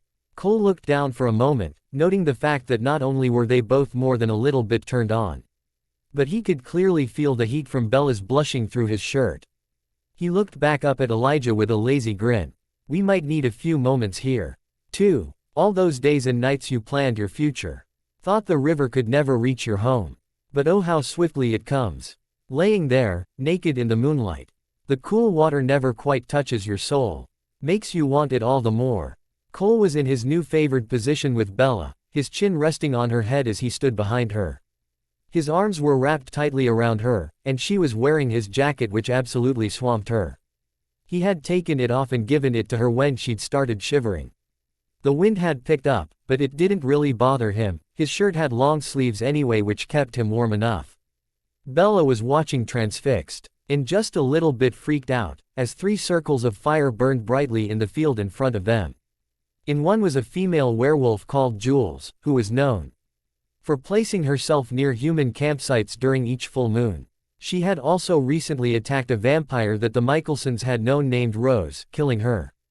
Elijah had located Jules a couple of days previously, and now she had spell on her to hold off the change that the full moon would have triggered.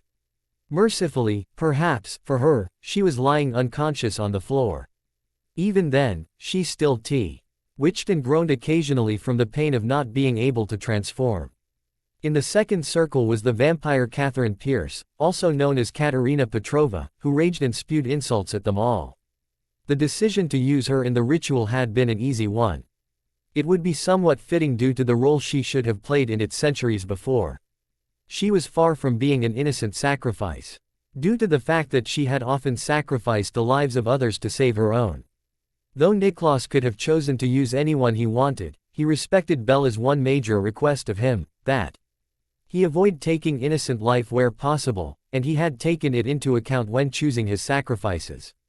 Of the 3, the only one who could be considered even remotely innocent was Elena, the doppelganger, who was standing quietly in the third circle looking nervous but resigned as she stared straight ahead.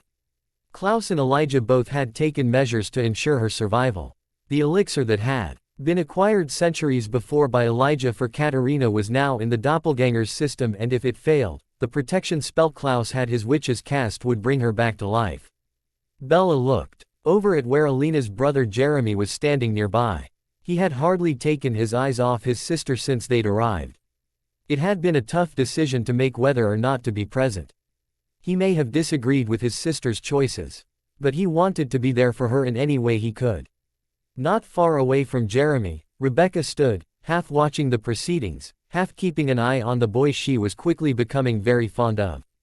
On the other sides of the field were Elijah and Finn, spaced out in such a way that there was an original on all 4 sides of the field, surrounding the area where the ritual would take place.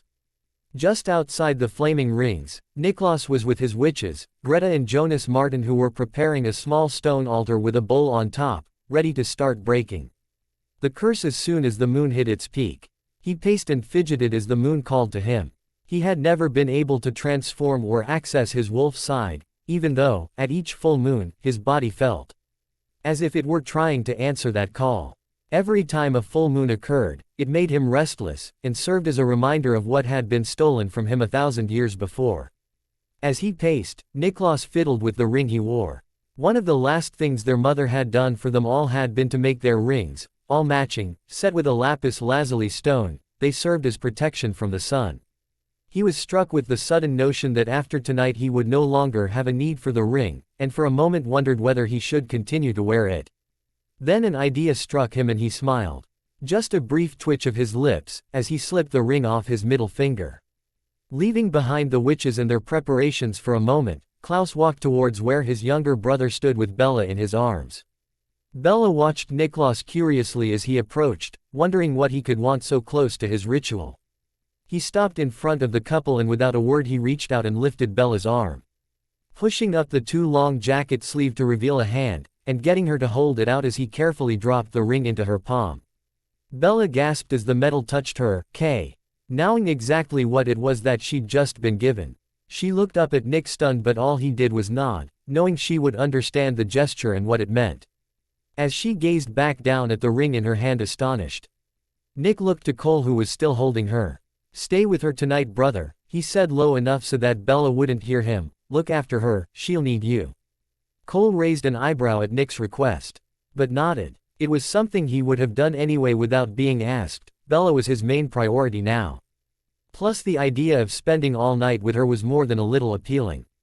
Niklas watched as his brother's features instantly softened as he looked back down at Bella again, and he knew he had nothing to worry about as far as they were concerned. "It's time," Greta called suddenly. And Klaus grinned, just for a second looking like an excited boy before his familiar smirk dropped into place. He walked back over to where Greta stood with her father and reached into his pocket. Retrieving the moonstone that Elijah had acquired only shortly before they had re-established contact with each other. Greta took the stone and dropped it into the stone bowl, in front of her, which was now filled with flames. Watching the stone spark as it is destroyed, she began to chant in Latin, her father gripping her hand, lending her his energy to help power the spell. Klaus walked towards the first circle as the flames died out. The werewolf barely had time to open her eyes before Klaus was on her, unceremoniously tearing out her heart before she could move. He took it back to the altar and squeezed it over the bowl, making it sputter. A moment later Greta nodded to him and he approached the second circle with a malicious smile. Catherine attempted to run as the flames dropped, but Niklas was much too fast for her, and had her by the throat before she could take more than a couple of steps. 500 years of running from me, Katerina, and yet here you are, dying by my hand. Was it worth it? Quote, "Bastard," she hissed in reply. "Well, yes," he chuckled, amused, "but then isn't that what started this entire mess in the first place?" With a flourish he pulled out a stake and used it on Catherine, staking her through the heart.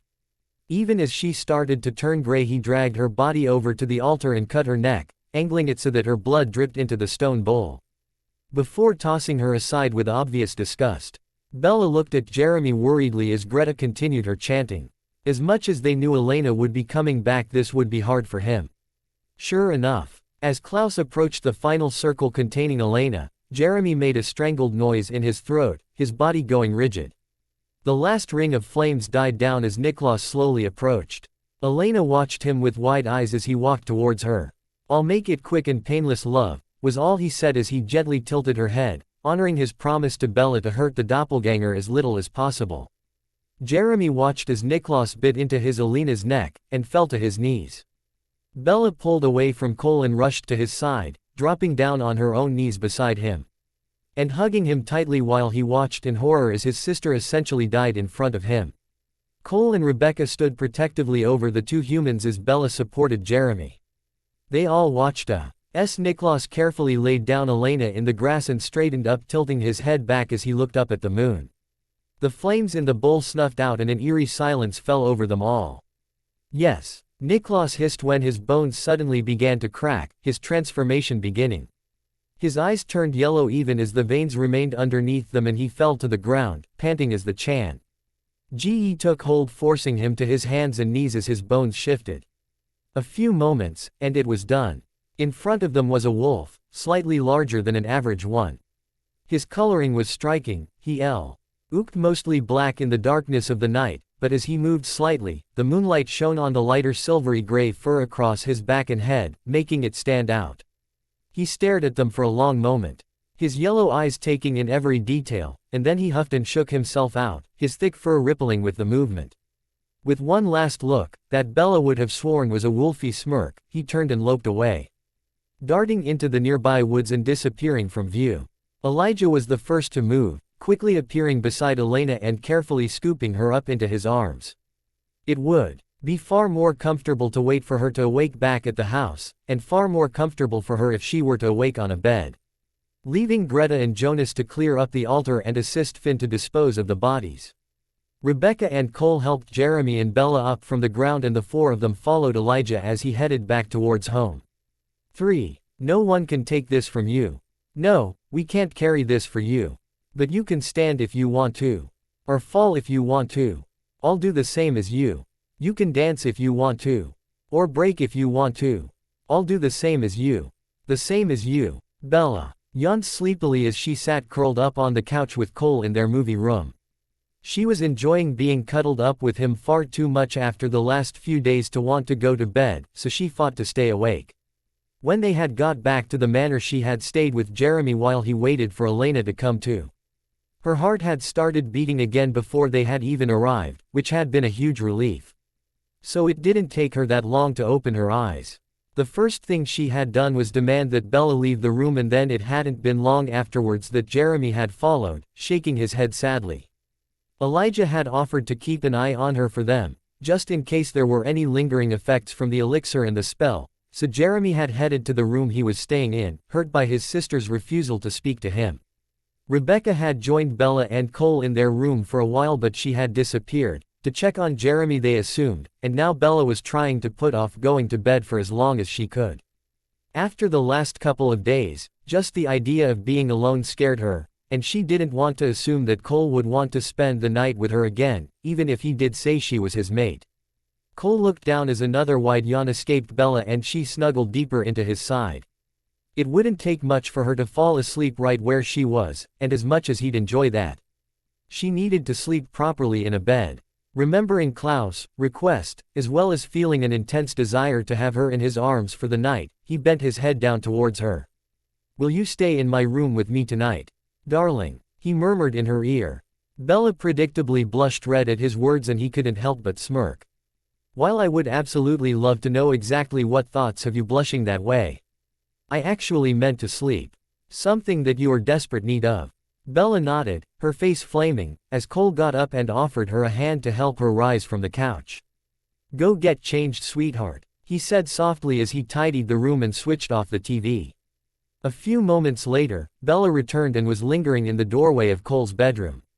She smiled as she saw the soft flannel pants he'd changed into while she had gone to get into her tank top and flannel shorts. Cole turned, and with a smile of his own waved her over as he turned down the sheets on the bed. Bella took the hand he held out to her, timidly looking at the floor. Though she had spent part of the night with Cole after she'd been taken, they hadn't been alone. Other than that, she had only napped on the couch a few times with him, and it had never been planned before, so she was a little bit nervous. Spending the night with Cole could and probably would have entirely different connotatio than spending those nights with Edward had. "What about your family? Won't they think I'm?" Bella asked with that thought in mind, fumbling for the right word as a faint blush colored her cheeks yet again. "A strumpet," Cole suggested, laughing softly. "No, not at all, darling." But her cheeks were all but glowing now, and he brushed the back of his fingers across one soothingly as he spoke his next words. "Sweet girl, even if it is for no other reason, it is best you are not alone at night until you feel better, and I'd prefer you to be in my bed because it makes me feel better. I'll sleep on the couch in my room if it will make you more comfortable." Cole offered, really hoping she wouldn't request that of him. "Nothing untoward is happening here, darling, more's the pity," the last bit was muttered. And he grinned as Bella heard it and giggled, blushing and slapping his arm. "And even if it was, you're my mate." He shrugged as if that explained everything, which to him it did. "Now," he winked cheekily before she could ask anything else, "get that cute little ass into my bed." Bella snorted but did as he said, sliding under the sheets and sighing contentedly as he switched off the lamp and followed her, pulling her close as they lay down. Bella had secretly hoped that there might have been a little repeat of their time on the couch earlier that day, but she was so exhausted that her head barely had rested on the pillow before she was asleep. It was no more than a couple of hours later, when Cole suddenly found himself awake. Not entirely sure what had woken him up at first. He blinked and looked around the room, feeling puzzled for a second when he saw nothing out of the ordinary. Then Bella shifted next to him, her face scrunched up as she cried out fearfully in her sleep. Immediately he moved, first rearranging Bella so that she was practically lying on his chest as he stroked up and down her back, then he placed his other hand on her head, trying to access her dream. He slipped into her mind easily enough, but to his dismay, as some sort of side effect of her shielded mind, he couldn't actually affect anything there. All he could do was watch what Bella was seeing. Having instantly seen more than enough to understand her terror, he quickly retreated from her mind and started to gently shook her shoulder in an attempt to wake her. Bella jolted awake and sat up, a scream dying away in her throat as Cole quickly sat up with her and pulled her into his arms. With a stifled sob she buried her face against his neck, inhaling his comforting scent as he held her and carried on gently stroking her back. "Shish, sweet girl, you're safe here," he whispered as she clung to him. "I've got you, darling." As her shaking subsided, Cole lay back down, gently pulling Bella with him so that they were lying facing each other. Their eyes met for a long moment, Cole's dark eyes intense as he looked at her, until Bella couldn't take it and for the second time that day leaned forward and kissed him fleetingly. "Make me forget, please," she breathed before leaning forward again. This time he met her halfway, lips first brushing sweetly and then becoming firmer against hers. Breaking away to kiss down her neck, Cole gripped Bella's hip and tugged her against him, then running his hand down her thigh to her knee, pulling it up so that her leg rested over his hip the same as it had earlier in the day. Only this time Elijah wouldn't be interrupting them. Cole's hand caressed Bella's bare thigh and she gasped softly as he trailed open-mouthed kisses up her neck on his way back to her lips, detouring to her ear to whisper to her, "I'll gladly make you forget your own name, anytime you wish, darling." Bella's whimper at his words was cut off as he kissed her deeply, the hand still stroking her leg, moving up to pull her tightly against him as he slowly ground his hips into her. With a long low groan of satisfaction, Cole kept up the slow grinding while Bella tipped her head back, moaning softly as he moved against her. Enjoying the delicious friction far too much, Cole shifted his hips back and slid his hand from Bella's ass up over the leg still wrapped around him and round towards her front. She tensed for a split second as his fingers brushed lower, and then she was kissing him, her fingers tangled in his hair as he teased her through her shorts. Sensing that she had relaxed totally against him, he moved his hand again, this time upwards so that he could slip under her clothes and continue the teasing movements without any barriers. Bella broke away from his lips to moan breathlessly as his fingers stroked and circled, any inexperience or insecurities left behind as he pleasured her. "Have you forgotten your name yet?" he asked softly, his breath warm against her ear as he leaned in to whisper. "Oh God," was all Bella could whimper in reply as he flicked his fingers expertly, bringing her closer to the edge. "I'll take that as a yes." Cole couldn't help the brief satisfied smirk as Bella writhed in front of him, lost in her bliss, and then he watched entranced as she fell apart, his name on her lips as she came. Unable to resist as he pulled his hand away, he sucked on his fingers, a low rumbling sound escaping him at her taste. With another low growl he kissed Bella again, gently rolling her onto her back and following her, bracing his weight on his arms as he positioned himself between her thighs and deliberately ground down against her. Through the too thin layers of cotton that separated them, Bella could easily feel all of him rock hard against her. She moaned as he managed to rub against her and hit all the right places. Still as sensitive as she was, it didn't take much before she was right on the edge again, and then she was floating as she moaned his name. The sight of Bella's flushed face and the feel of Bella's heat against him as she came again was Cole's undoing, and he thrust, once, twice more, and followed her, his face buried in her neck as he trembled against her. Then the only sound was their breathing, gradually slowing to normal as they both came down. Cole lifted his head and raised a hand to gently stroke Bella's flushed cheek before rolling off her, and in a blur of movement getting up, changing out of his plaid bottoms into a fresh pair, appearing back beside her in no more than a few seconds. Bella smiled sleepily as he grinned at her before wrapping his arm around her as she settled her head on his chest, letting his slow heartbeat slowly soothe her into sleep. Somewhere between sleeping and awake, she thought she felt Cole kiss the top of her head and murmur to her, and she was left to wonder whether it had been real or a dream as he'd said the words. "I love you. If you stand now, with you I'm gonna stand. If you love now, with you I'm gonna love. If you fall down, with you I'm gonna fall. If you love, I'm with you, gonna love." The end. Thanks for watching.